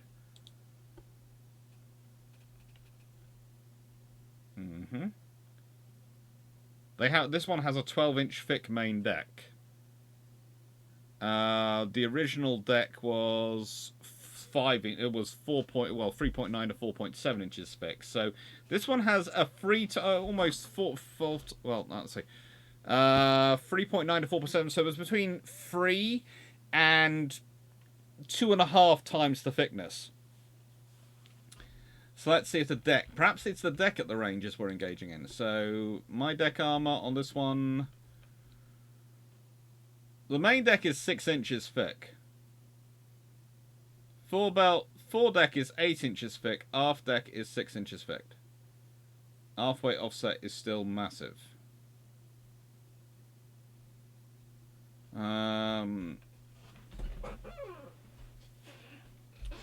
It could be. It could be the deck armor at the Rangers, because the deck armor of the that one basically I've made that about as unsinkable as it can be. Is that it? Have I upgraded this so much that it's no longer... Let's put it down to 6 inches. Let's put it down so it's still better than it was originally by a long margin. Currently, I have upgraded every bit of armor on this ship to something chronic. Let's go. The turret armor is 21 inches thick, and in real life they're about 14.2. So I've got this armor is actually 50% thicker than it was in real life. Let's put that to 15. Well, hang on there. They're 12.6, 14.2. So let's go 17.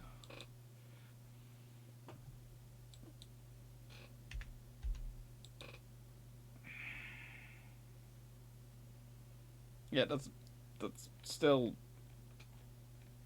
very well armored for itself.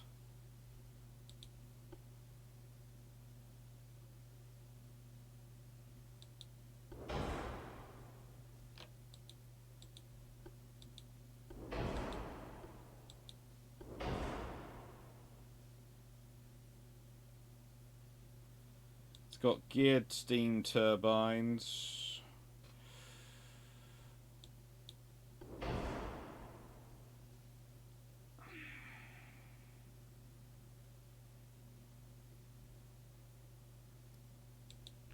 Which is correct for what they had. Well, no, they more had geared turbines like that. Engine efficiency 76.5%. Enforced. Yeah.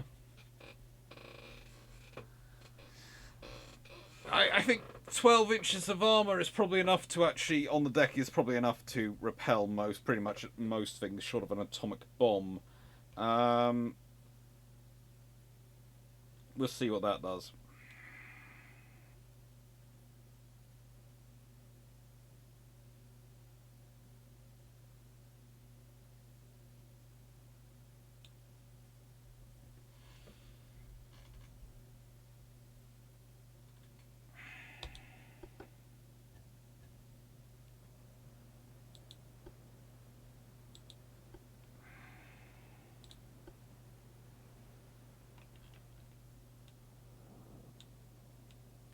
It's now Malaya and Agincourt, which is, frankly, probably a scarier combination of names.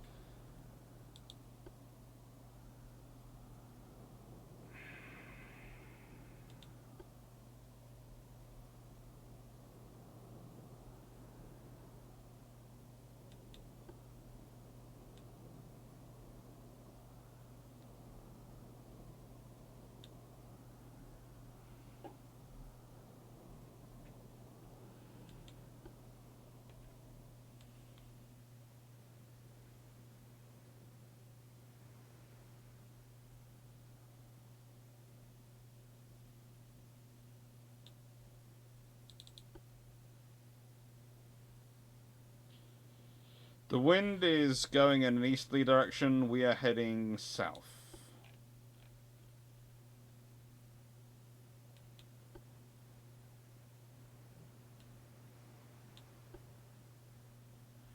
And the enemy are coming from behind us.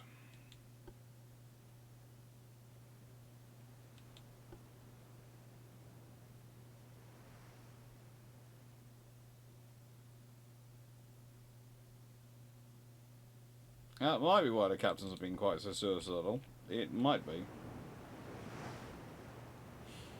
12 inches of deck armor.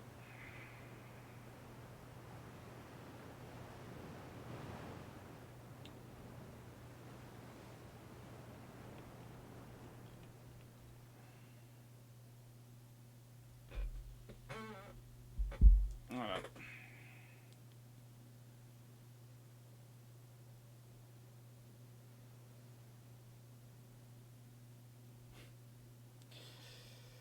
I love my family. But apparently I am the only one who can actually do an order from McDonald's.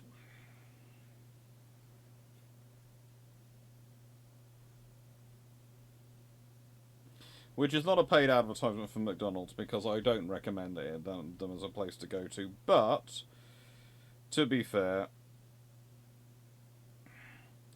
they are fairly decent, and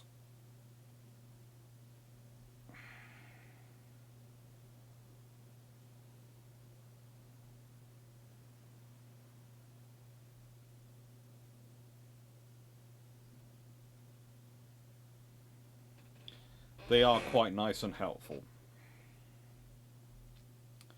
And also, they do this thing called an apple pie in the UK. They do it in most places, it seems. And my mum is absolutely obsessed with them. But as I said, the only person who seems to be able to order them is myself. Because whenever the family wants them, I get a message, no matter what I'm doing, going, "Can you order an apple? Can you order an apple pie?" Mm-hmm.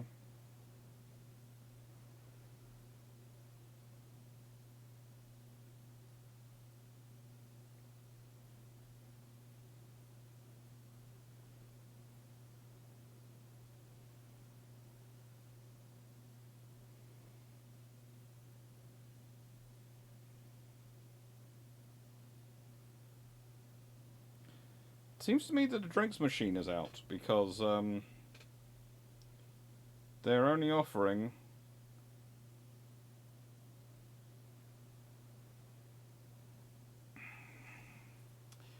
only McDonald's. Let them slowly catch up with me. That's my plan anyway. Let them slowly catch up.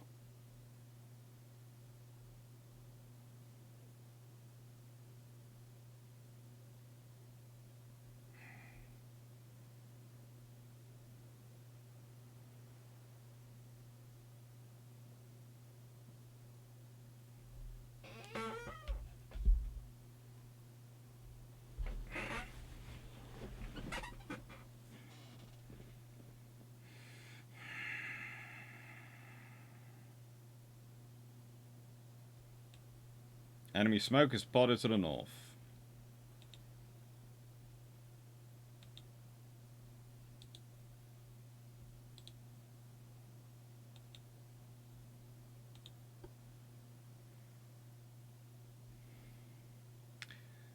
Well, I'm currently looking north.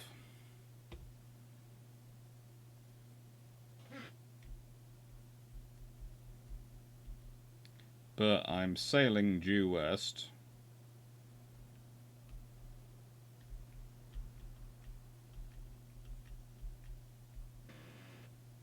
Enemy smoker spotted that direction. And I ain't going in that direction for anyone's life. Enemy smoker is spotted northeast, and I am heading west.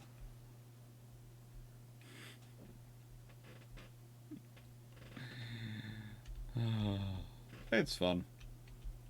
This is how you do this. You just keep going at long range and go, yeah. Deal me at very long range.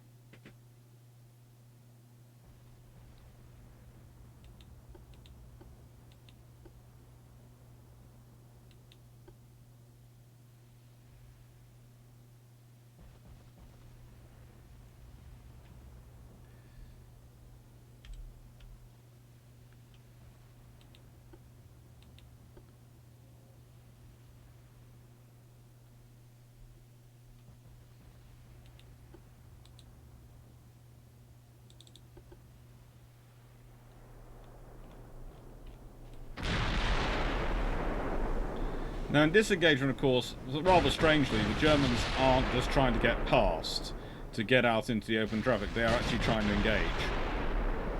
For the glory of Germany! And the British battleships, instead of trying to engage, are basically just keeping them at long range and going, we engage.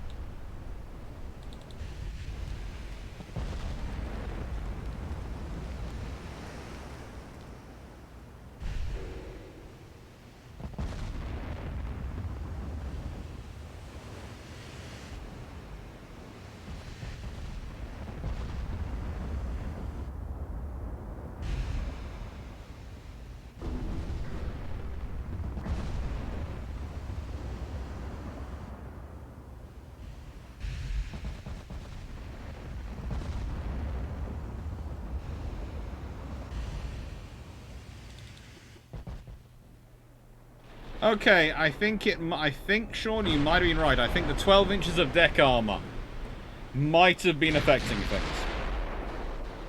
But who would think that 12 inches of deck armor making a ship basically a mobile lump of steel would affect things that much?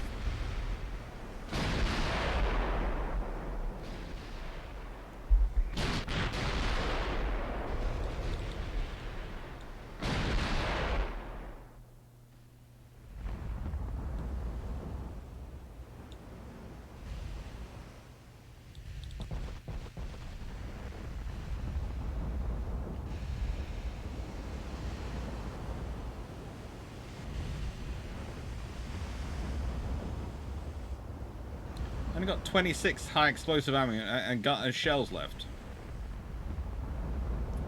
1,000 armor piercing, but only 26 high explosive.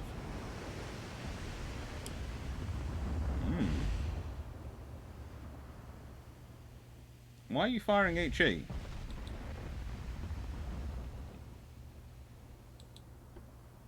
They've got 102 and they're firing armor piercing. Okay. Gonna go have a look at the Germans again. You're not Kaiserin, you're not in much of a worse position. Oh good lord, that's maybe not that. That could be a bad position depending on what happens next. Oh.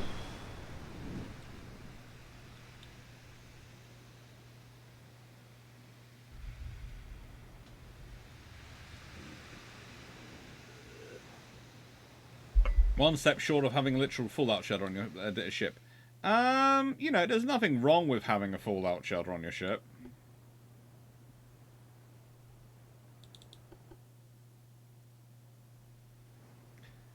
They're going, where are the British again? They're keeping at maximum range. This is not nice. Kaiserin has now spotted Agincourt. Lost sight of Agincourt. Okay.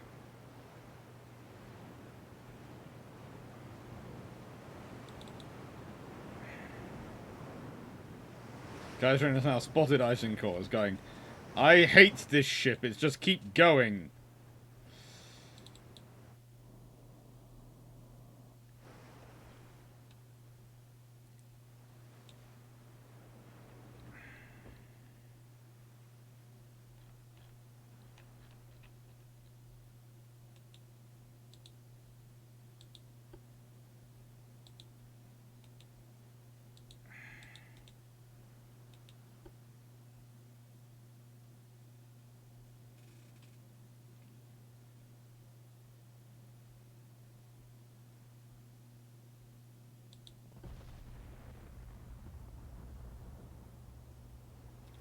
Accuracy at this range of 32 kilometers is roughly 14%.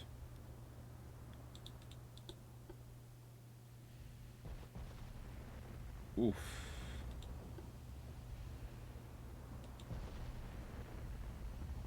That's another reason to reduce the range. I do understand it.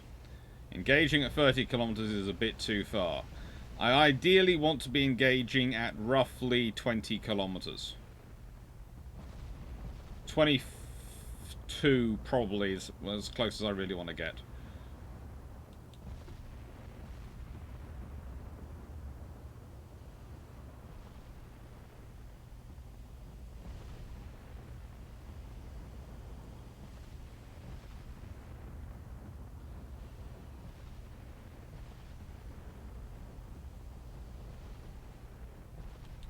The British ships do have better radar than the Germans, though, but historically the British ships had better radar than the Germans.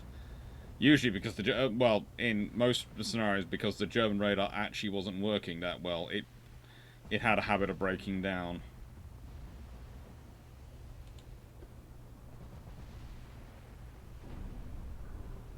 Yeah, we don't want to get closer than this. We want to keep the range going down a bit. Going up a bit now. We don't want to get into really close range fire. Again, because that gives them... Once we got the 4.5-inch guns engaging, that's too close.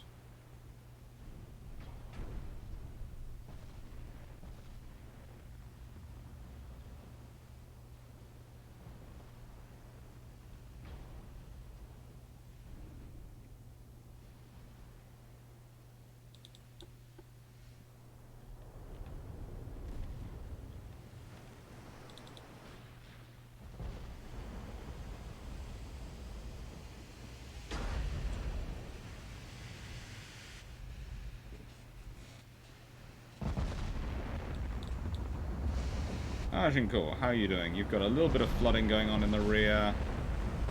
But broadly speaking, you're okay. The fact that they're in 4.5-inch range is not good for me. Not something I enjoy. You gentlemen, ladies and gentlemen, keep it high as much speed as you can.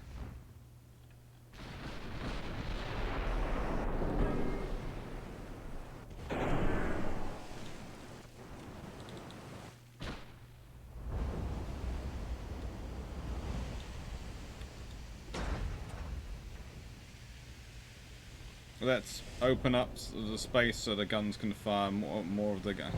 These guns can concentrate more.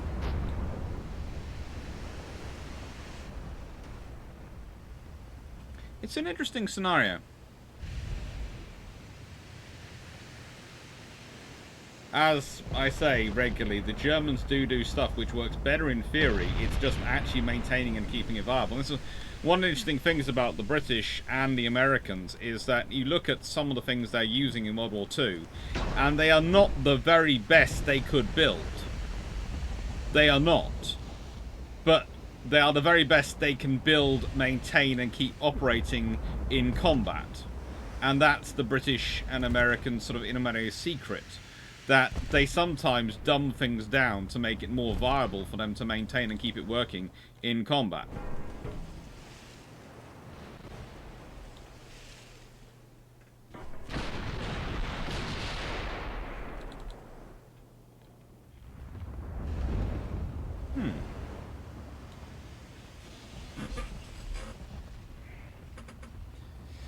This is interesting.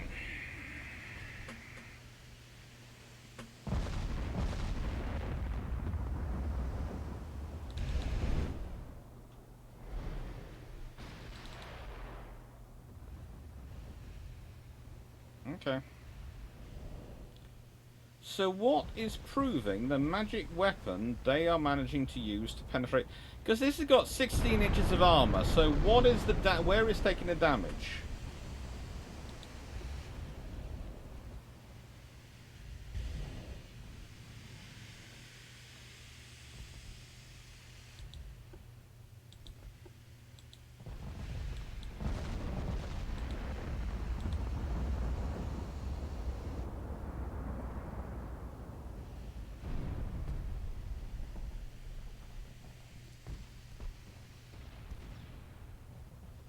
Yes.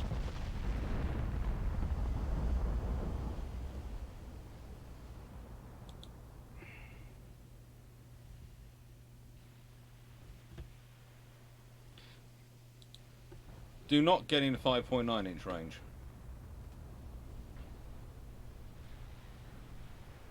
Again, if I was being cross-bracketed by 18-inch fire, this ship should be sunk.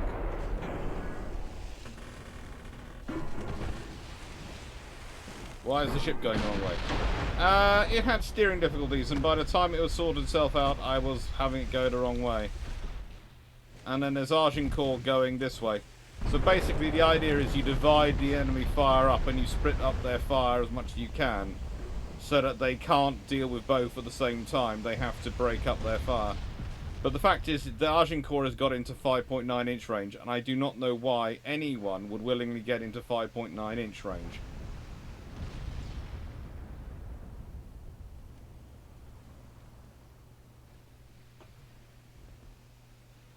Agincourt, would you do me a favour and take out Kaiserin?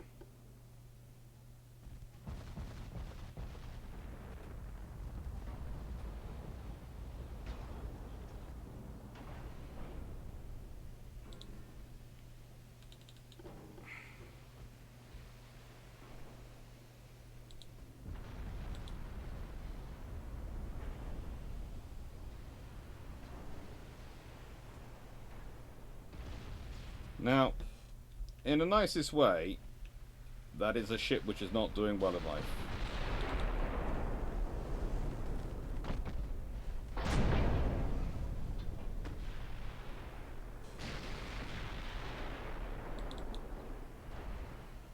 That's a ship which is not doing well in life either. But please concentrate on taking out Kaiserin. Malaya, concentrate on taking out Kaiserin. Because if we can take... Sorry. If we can take Kaiserin out, which should, frankly, be sunk by this point. Kaiserin's now all ships. Concentrate on this. And attacking it from two sides is hopefully dividing its fire enough to go, buy Agincourt some time. And if I can buy Agincourt time, that's all I need to survive. But again, I've got very, very close. I think the interweaved road wheels on the Panther are archetypal example. Yes, it improves the ride of the vehicle some, but what does that actually get you, considering that it is more than doubles the maintenance work? Well, it theoretically gets you more accuracy, because if you make it a smoother, better ride, then it's theoretically a more stable platform for your guns to fire, and hopefully fire on the move. The fact it doesn't work kind of shows the foolhardiness of it, because it really, the Panther never managed to fire on the move.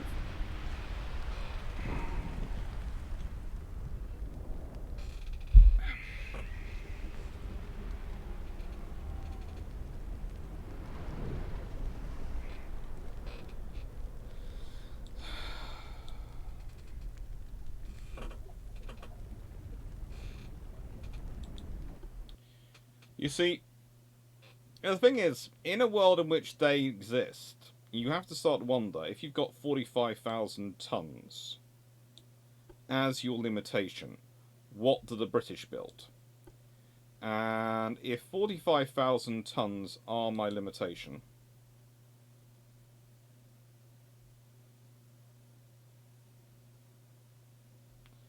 well, let's say when it's fully uploaded, that's going to be roughly... let's say 60,000 tons. And let's put it at 28 knots. Many bulkheads.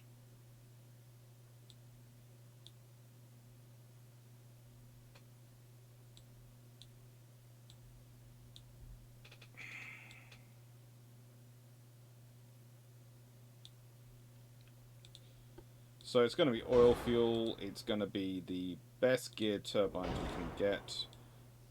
Forced auxiliaries are going to be diesel electric. All that because this is basically what the King George V's would have been in a world where you have... Well, in a world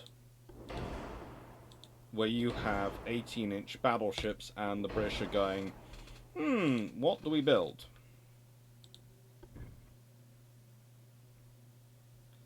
Like this, that won't fit on that. That will.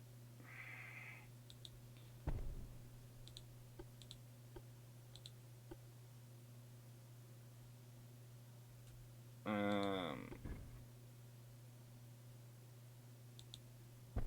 we go.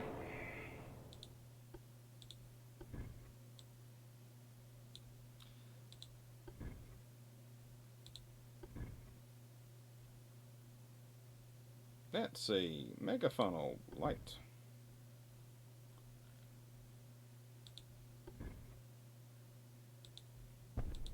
I can have this natural. And I still have that. And that's actually saved me some weight. Okay. So let's put in that. Because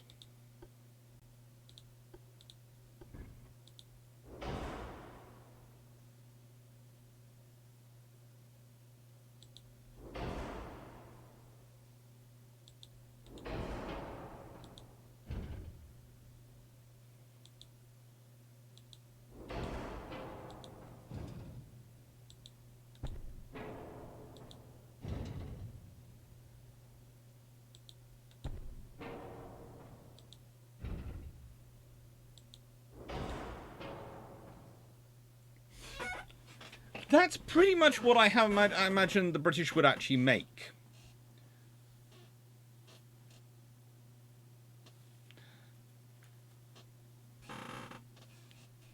broadly speaking. And yes, this is 45,000 tons. In standard. I am standard ratio.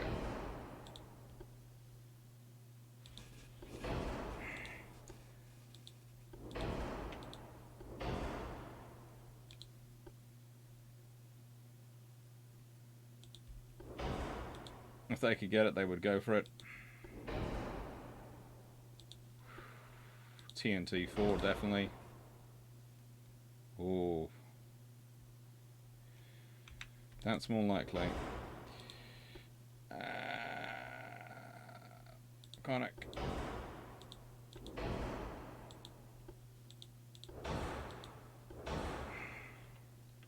We're now overweight.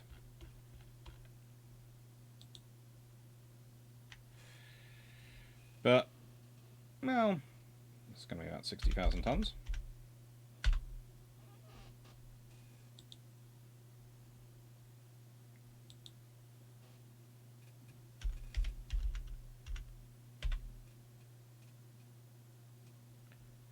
So, yeah, we are about 1,000 tons overweight. So let's see if we can't take the weight down somewhere.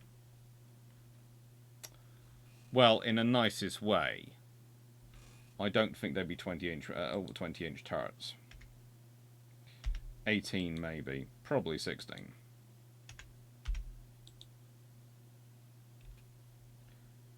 That's taken me down by 300 tons. Let's see what else we can do. That's taken me down by 100 tons. That's not really worth it. That's taken me down by enough. There are several errors in game logic in this game.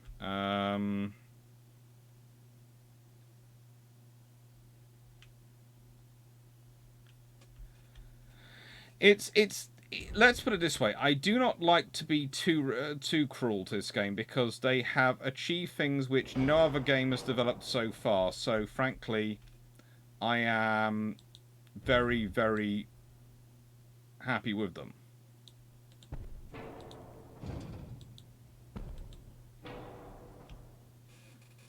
But there is certain limitations to what they can do.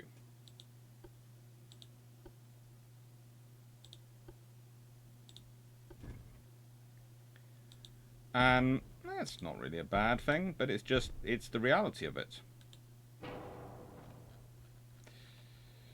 Now, those are going to be 4.5-inch guns, and they're going to be the traditional cals. So, these are 37 cal. Oh, good lord, this is going to be about 20% add-on to get it up to somewhere in the region of, yeah, 43 cal. You don't have me in triplicate, Runon. Why would you not have me in triplicate? Oh, good lord.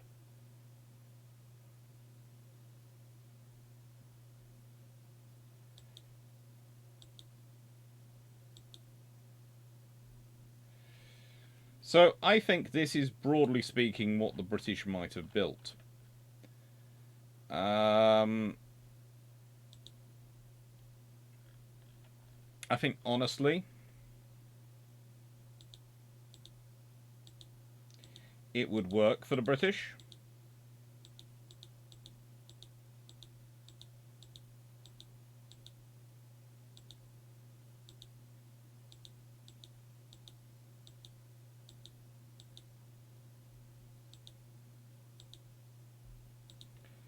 I think with the rate of fire it would achieve, that could work for the British.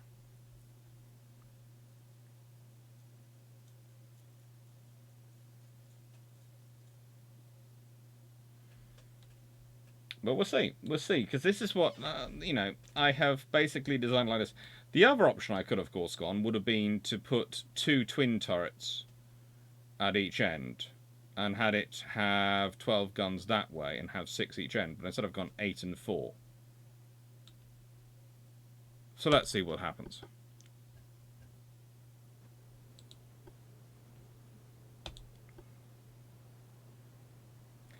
And to be fair, I will let the AI run this and see what happens.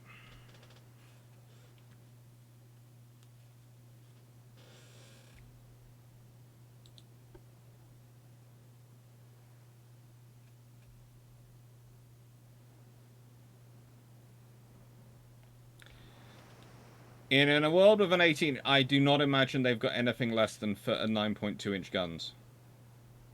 Because again, if you've got 18-inch gunships, again, the whole thing about what would happen to Washington Naval Treaty is A, I can't see them letting ships in less than 45,000 tons, but B, at that point probably the Americans and the Japanese are all building 18-inch gunships, and so 18-inch guns will be it.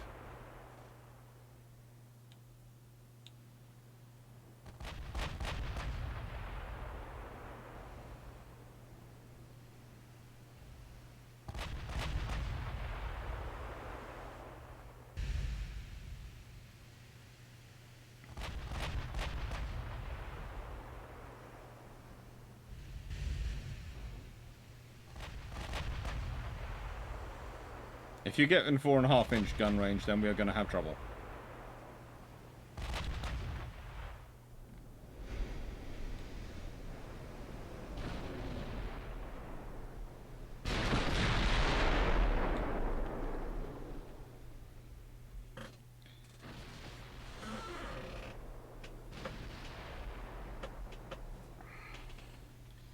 Yeah, they will probably close because the AIs are in charge, so they'll close and try and punch each other in the face, in which case you've got 24 16-inch guns on one side and 16 15-inch guns on the other side.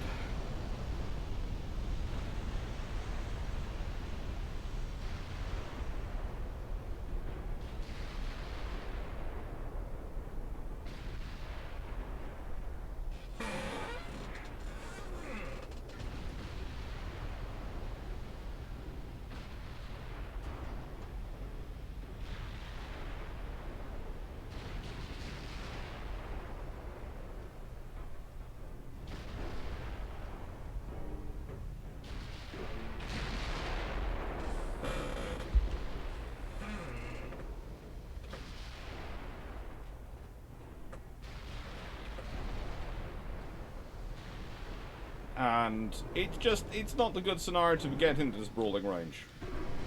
Although, let's be honest, if the King George V class had come out and it had been 12 16-inch guns,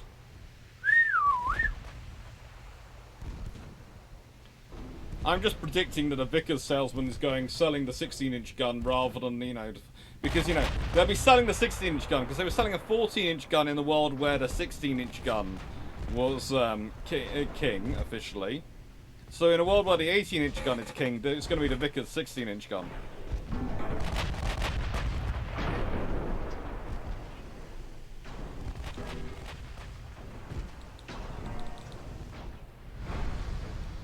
Which one of these is in worse condition?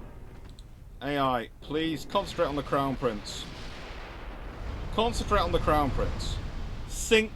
The one which is already weakest, sink. Stop moving your engagement. This is no trouble with the AI. You sink a ship.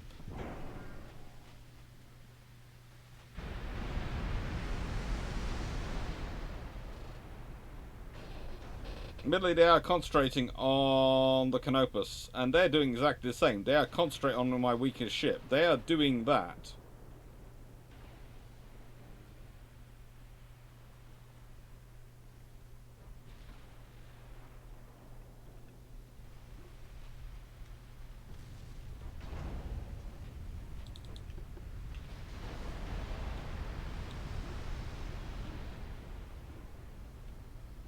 Crown Prince should be knocked out shortly. This is why you don't close to these sort of stupid ranges the AI does. It makes sense when you're a pre-dreadnought. And your primary killing weapon is your secondaries.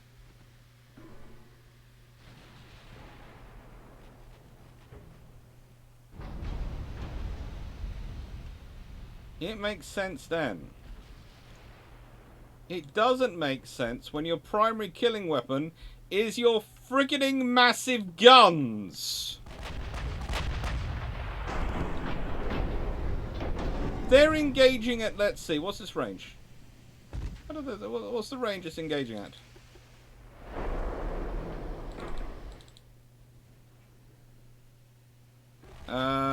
Let's see. 10 kilometers.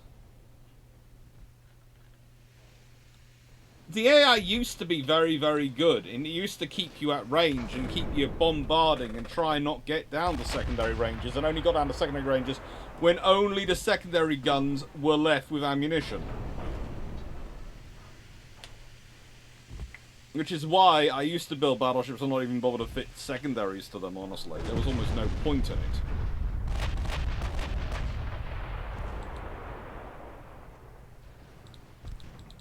And again,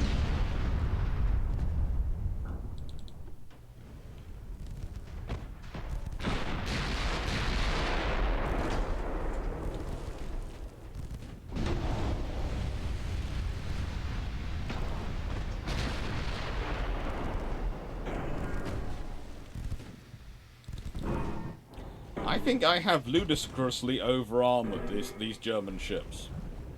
I think I have absolutely ludicrously over-armored them.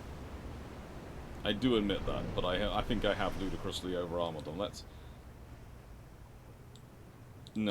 go back to the battle design and design a ship and go to the German counterpart and let's go, right then, let's consider the real-life Bismarck has a 12.6 inch main belt. So let's take that down to 13 inches. The real life, and yeah, they have no mention of what the 4-inch four belt is, but you know, wonder if I can do that. So it's a continuous belt of 13 inches. They have a deck which is, as said, 4.7 inches, so I'm going to make that 5 inches all the way along.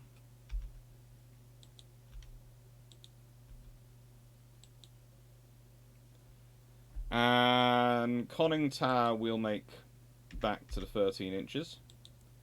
And superstructure we will put to... Why is the superstructure so massively armoured? 2 inches. And we've got inner belts of 10 inches and citadel armor and all sorts of things. So we'll take that down to 7. As inner belt, second inner belt off down to 3. Inner decks. Well, the inner deck is now going to be 2.5. And that can be a 1-inch inner deck. I'm giving it lots more armor than it actually had historically. And the turret's armor was 14.2 inches originally, and I've got... I'm going to make it 15. That's still more armor than it historically had. Okay? Now, admittedly, it was historically roughly 40,000 tons, so it's 50,000 tons in fully loaded, so...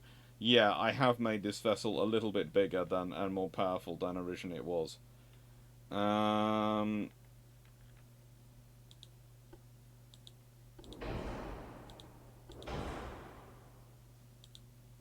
Let's see how. Let's see. While still being decent, let's get it down a bit, to, you know, to something equivalent to what it did have.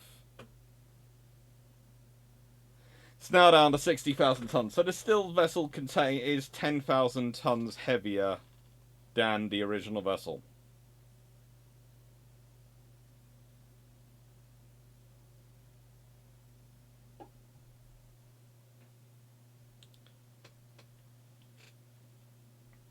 No, Vickers would still try to sell 14-inch. Possibly Seneca, possibly. And yeah, let's launch this one. Let's see what happens in this fight. Because this is fairly accurate. And the thing about the German ships is they are not building to treaty. They are building to the maximum their infrastructure and industry can support. So when you realize that is the scenario they have going, then you realise that, frankly, their ships couldn't get any better than what they built.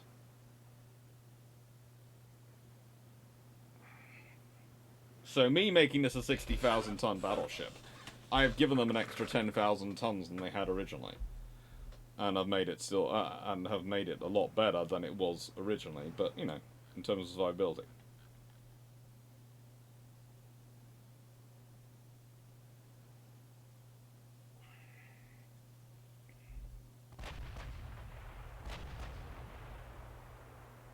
This is the battleship Illustrious and the Canopus. I prefer the aircraft carrier. That is something I would like to see. I am waiting to see the Ultimate Admiral's producer for the game of aircraft carriers. So I think the moment you have them in, it's going to really alter things.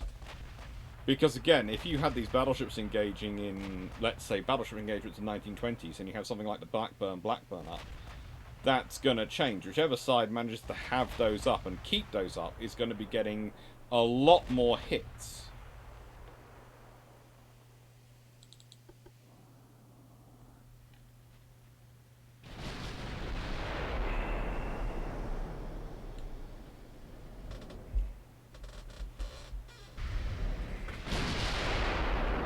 Now, again, there is 24 16-inch guns versus 16 15-inch guns in this fight, so honestly, between the guns on an individual level, there's not much to pick on, but the sheer volume of fire, it should win.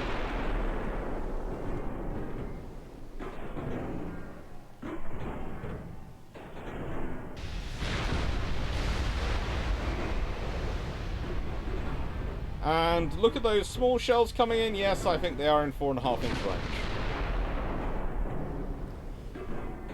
4.5-inch range has been reached.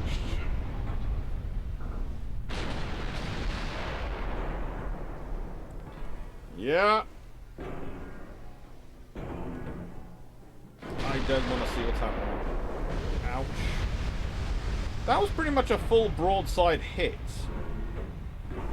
Well, that 1,717 damage. Ow! That was a painful one.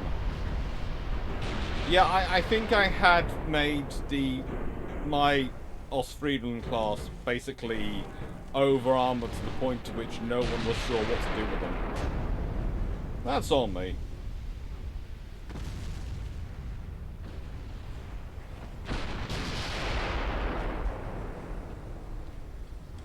The thing is about this game is occasionally you get the whole boom of the turret going airborne, and that is a fairly fun thing to see.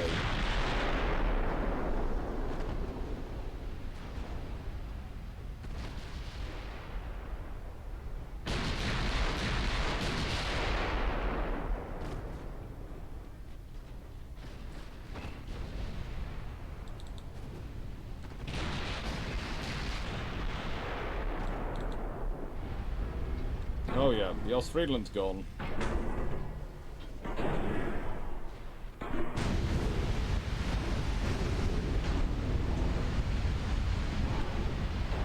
Let's go see what the Canopus is doing. Canopus is still afloat.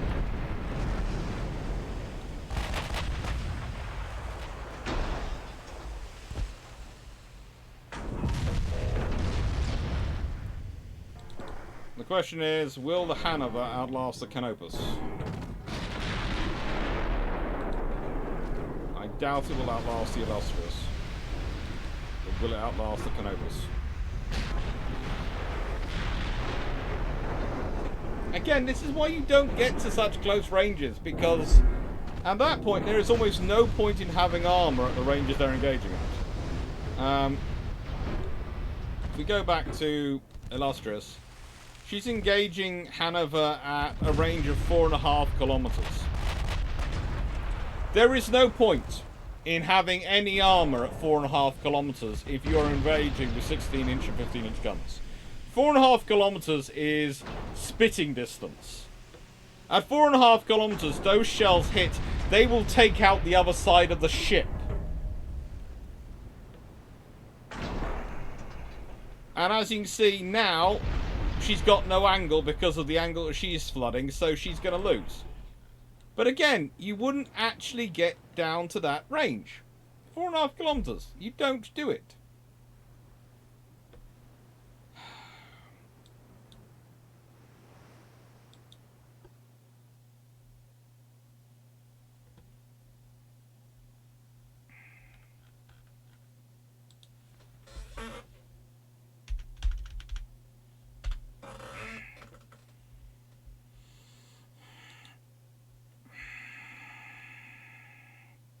There is pretty much no point in anything at that range in terms of, you know, what you can carry.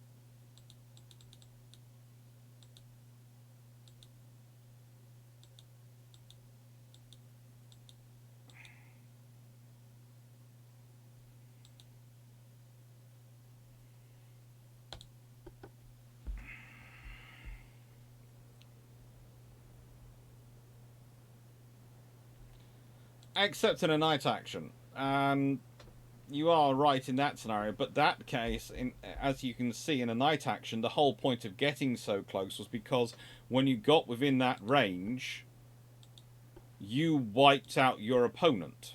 That was the whole point of it. Because your guns are so powerful at that range, when you get to that point, and there is a huge gap going on here, I'll have to I'm sorry, I can't lift that guy. I'm going to have to go rebuild the ships. Let's see. Full weight offset, 1 point.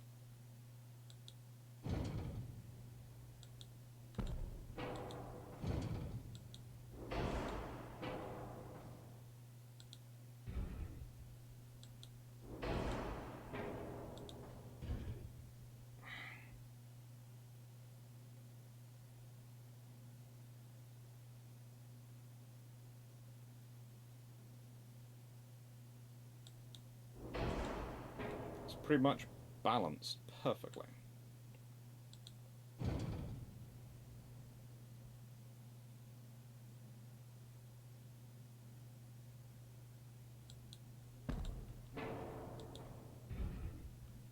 I wonder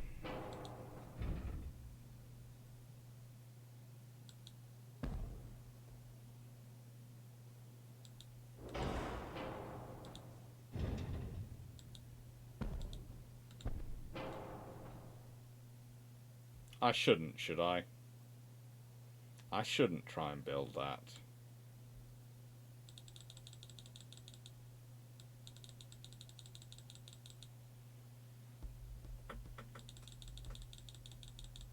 I'm just taking out all the inner Citadel armor.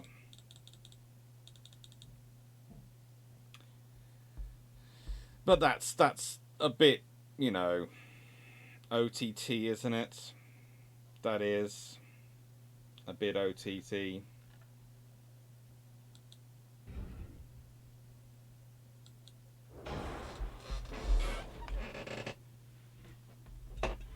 Thank you. Is there a small fluffy with you? Hello, small fluffy. Do you want to come say hello? Always helps. Ah! Hello, everyone. Go on. Right. Go look after your sissy and make sure she gets back safely. Come on. Come on. I'm not sure it's cold out there. It's warmer in here. Yes. Warmer than the house. Mm-hmm.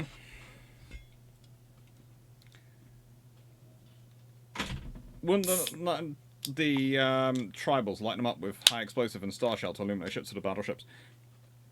pretty much the British plan for action was pretty brutal. Get as close as they could. As close as they could. And then...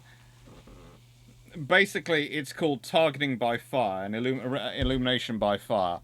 The idea was to use high explosive and all sorts of shells to light fires on the enemy, especially from ships like the Tribal class. And those vessels would then, from those fires on the ships, there would be the targeting information would be required that they needed would be got. Let's see.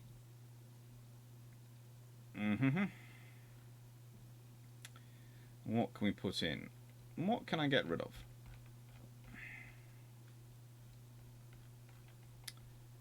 Well, I've got a 16-inch belt. That's great. Half belt, lovely. Main deck. Doesn't need to be that thick. That took it down quite a lot. Halfway offset.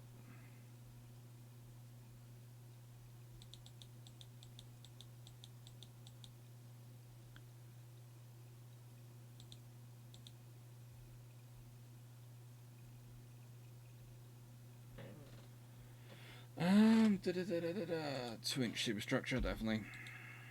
And oh, down to only 1,000 tons over. Take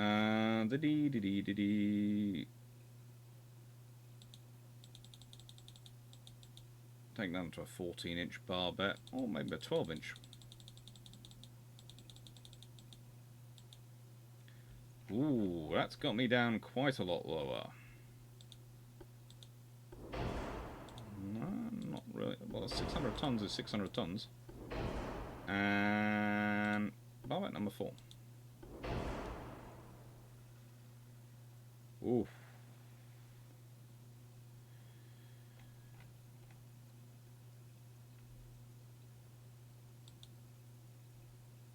Ooh, that'll do. And I can probably put that up to that.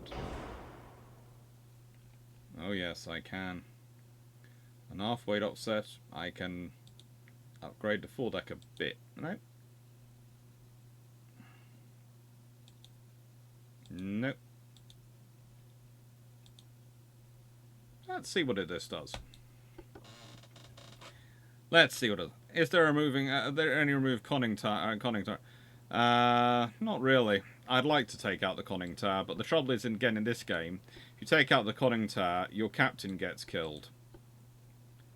And it's a case of, no, they wouldn't, but we'll leave that to one side.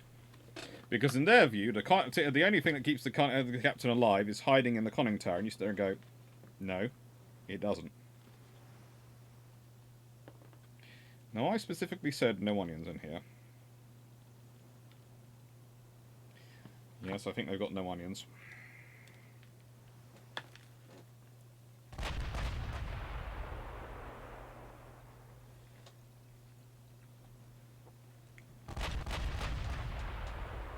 Hello, we've got one called Barham. That's never a good ship to fight if you're an enemy of the British.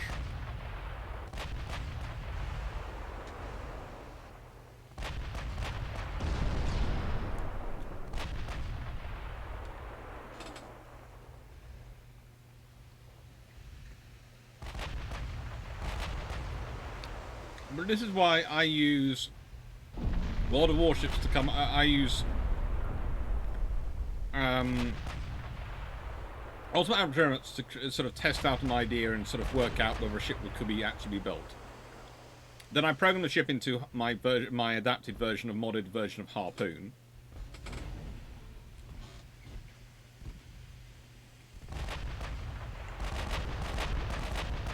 And then I run the test simulations with that.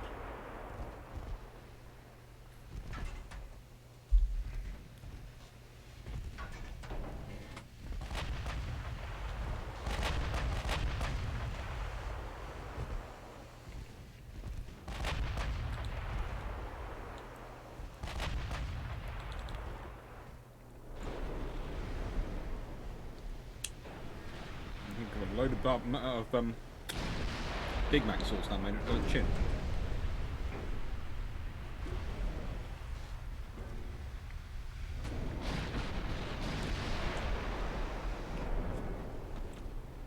Yeah.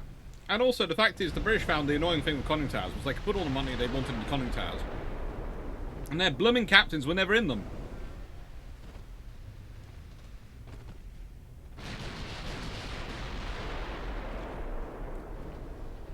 At Jutland, Jellicoe's staff had to keep trying to drag him back inside it.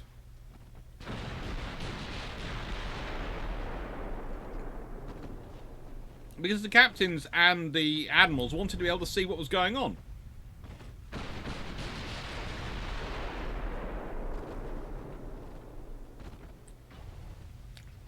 How in the name of all things holy has this happened?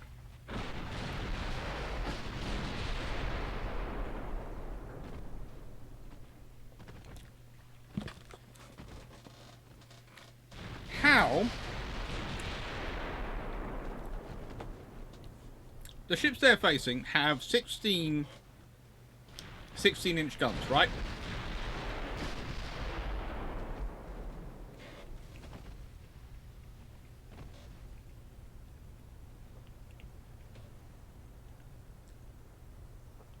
How?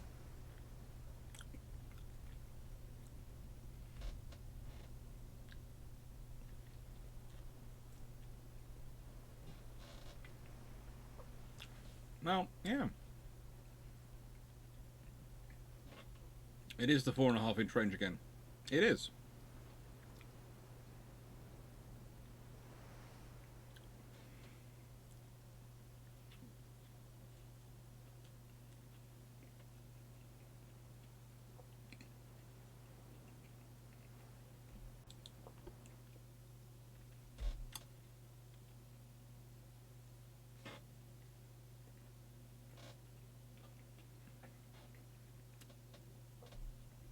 Let's do this.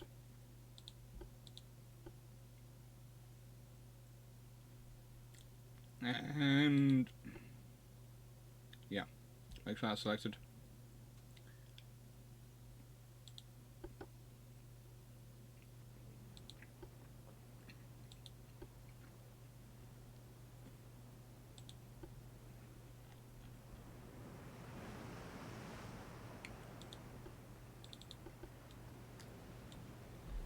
I'm just going to watch Canopus and see what happens.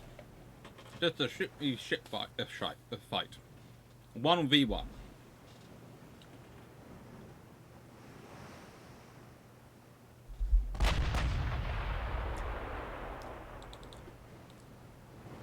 Considering they just managed to wipe out in a 2v2 fight the entire British force without losing a ship themselves.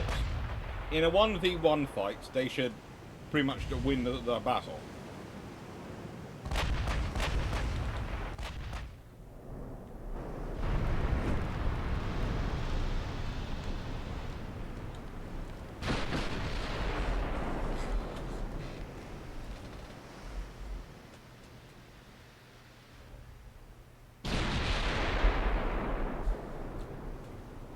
If they don't, it's going to be interesting.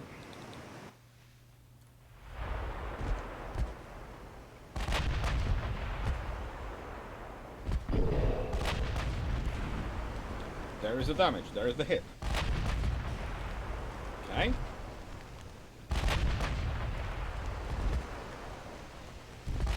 But that doesn't seem to be a massively damaging shot to me.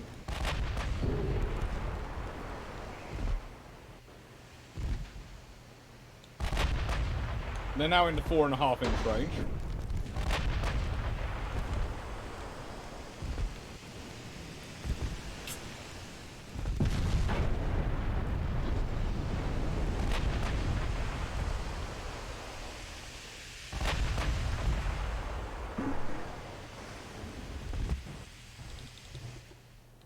And this is what I don't understand.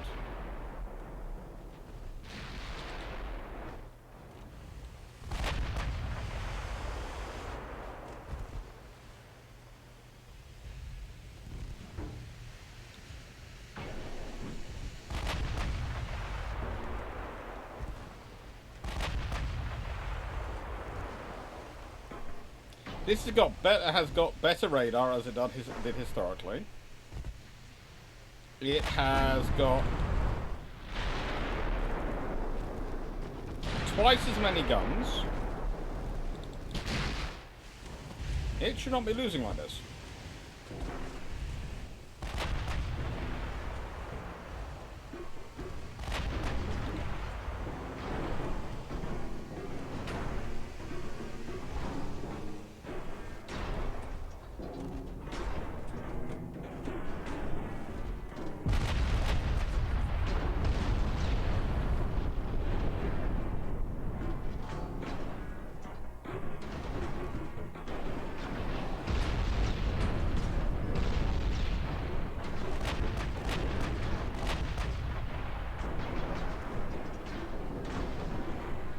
At 4 kilometers, those guns, there's not a question they should be hitting their target.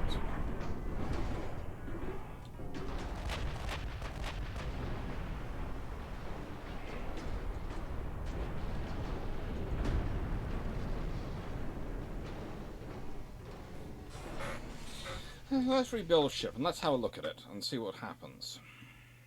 So what is going on here?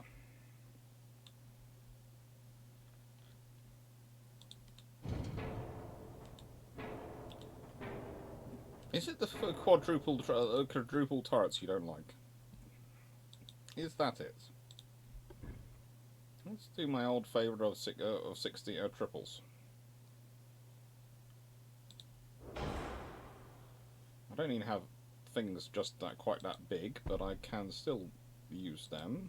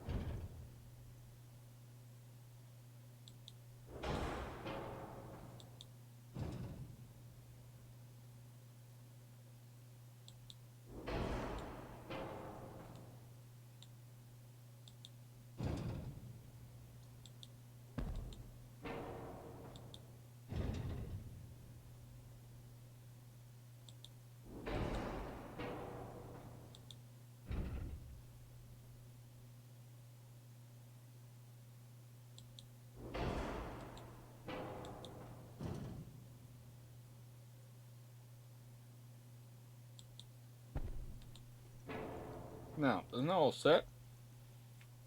We're down to 58,000 tons. Let's see. In a belt up to 3 inches.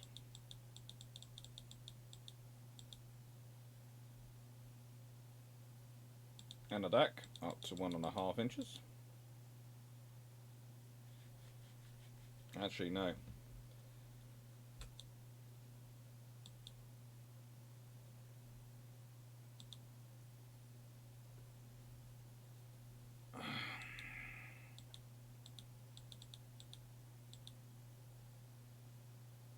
Third in a deck up to 1 inch.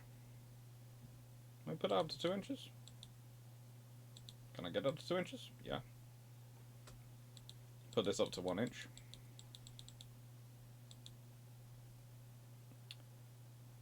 The turret armor is at 20 inches, and I'm leaving it there because of the ranges we're going to be getting down to. And let's just see if this works. Let's just,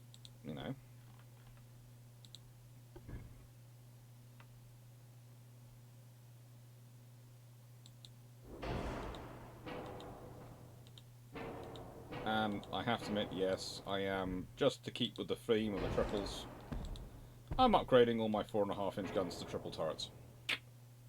Just because I can. Alex, take the turtleback off the German ships. Tempting. Very tempting.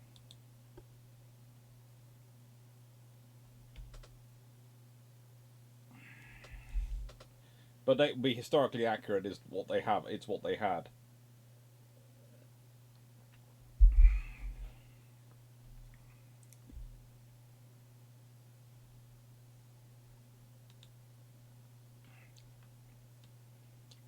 Half weight offset 4.5%. Okay.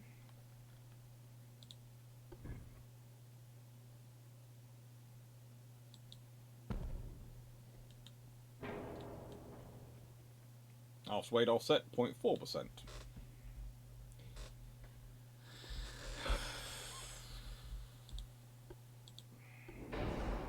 Triple hold. Maximum bar bet. Yeah, that's just this is a test in many ways of the actual system to see if what it sort of will do.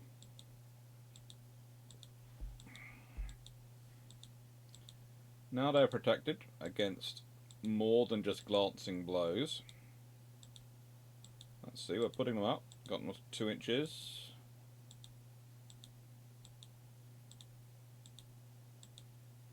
That's 2.8 inches.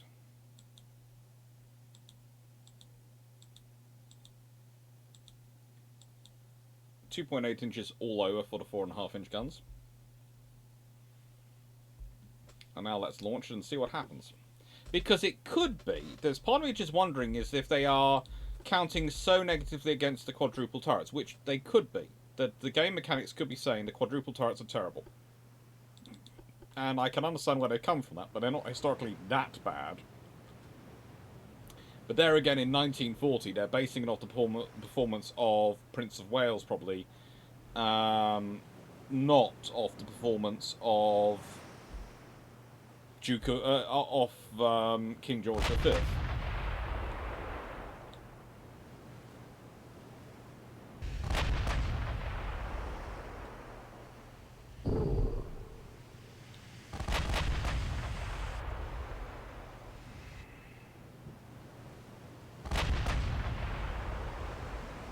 Let's see what happens.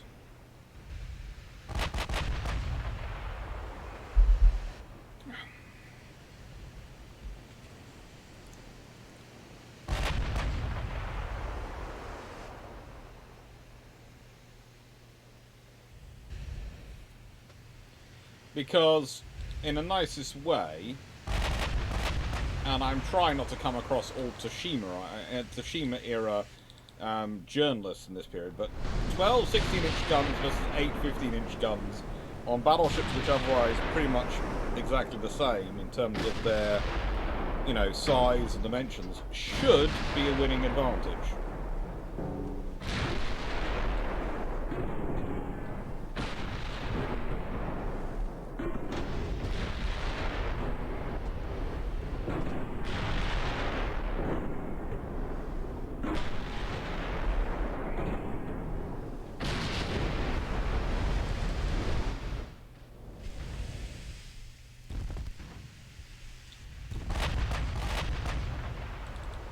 Canopus appears to be doing better in this fight. I wonder if it was literally the mechanics of the game and the quadruple turrets.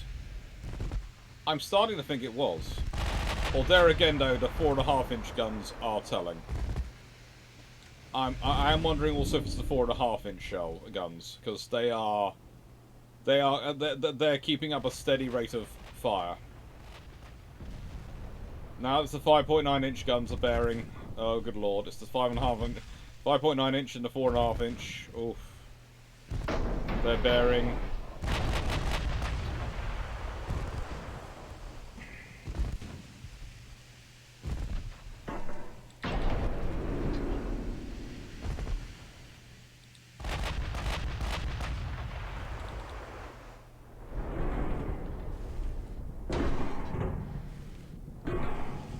Okay, the things have changed. Things have changed. I think it could have been the quadruple turret mechanic.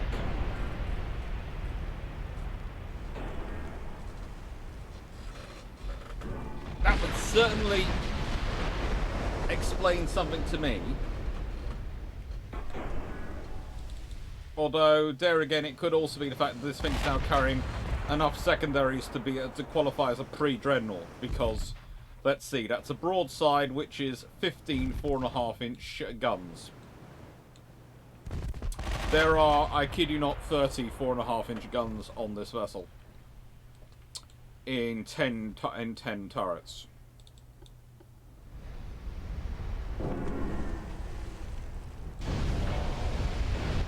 Yeah, you're gone. Bye-bye.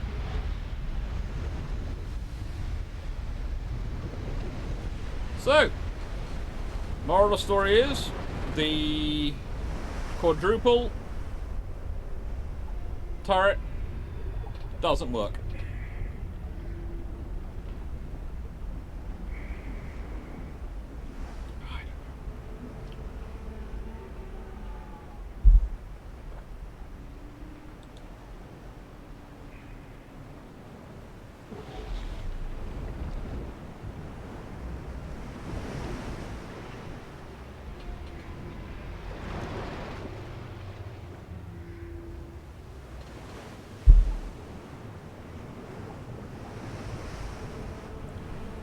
Main gun accuracy 53%. Secondary gun accuracy 58%.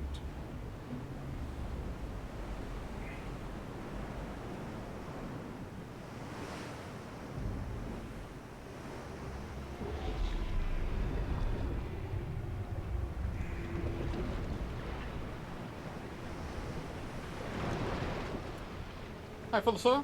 How goes the battle boats? They're doing okay. Right then. I think I'm going to go walk the fluffs, and then I'm going to record tomorrow's YouTube video. I am going to announce again, because I'm not sure if I forget remember to do this again at the beginning, and I'm going to go out with us looking at the ship we just designed, the King George V in a 18-inch gun Agincourt world. Oh, look at the graphics they've added in now underneath. Oh, that's cool. What was I going to say? Oh, yes. So, the Empire Total War game, which I normally play on Sunday, and is normally my Sunday relax, I've actually moved to Saturday. You'll find that scheduled. The reason I've done that is, of course, Sunday is Mothering Sunday in the UK, and frankly, I fancy breathing next week. I don't fancy being taken out of this world, because I announce on Mothering Sunday. Don't worry, Mum, I'm just off to do a Twitch stream. Yes. So, tomorrow, I will be live again for quite a long time, because I've scheduled a nice long time for you all. However, that does mean this evening I need to walk the dogs and then record Saturday's video, because I need to record Sunday's video tomorrow morning. Thank you very much, everyone. Take care. Thank you, King's Rook. Thank you, Furlosphere. Thank you, Little Fluffy Cloud. Thank you, Spike, which is Steve. Thank you, Sean. Thank you, everyone who subscribed. Thank you for everyone's support. I hope you find these basically what I call consider relaxed sessions a lot of fun. I certainly do. And yeah, hope you're enjoying it. Take care. Helpful to sneeze right at the end. And yeah, thank you, everyone. And as said, you will see me again tomorrow. Toodles.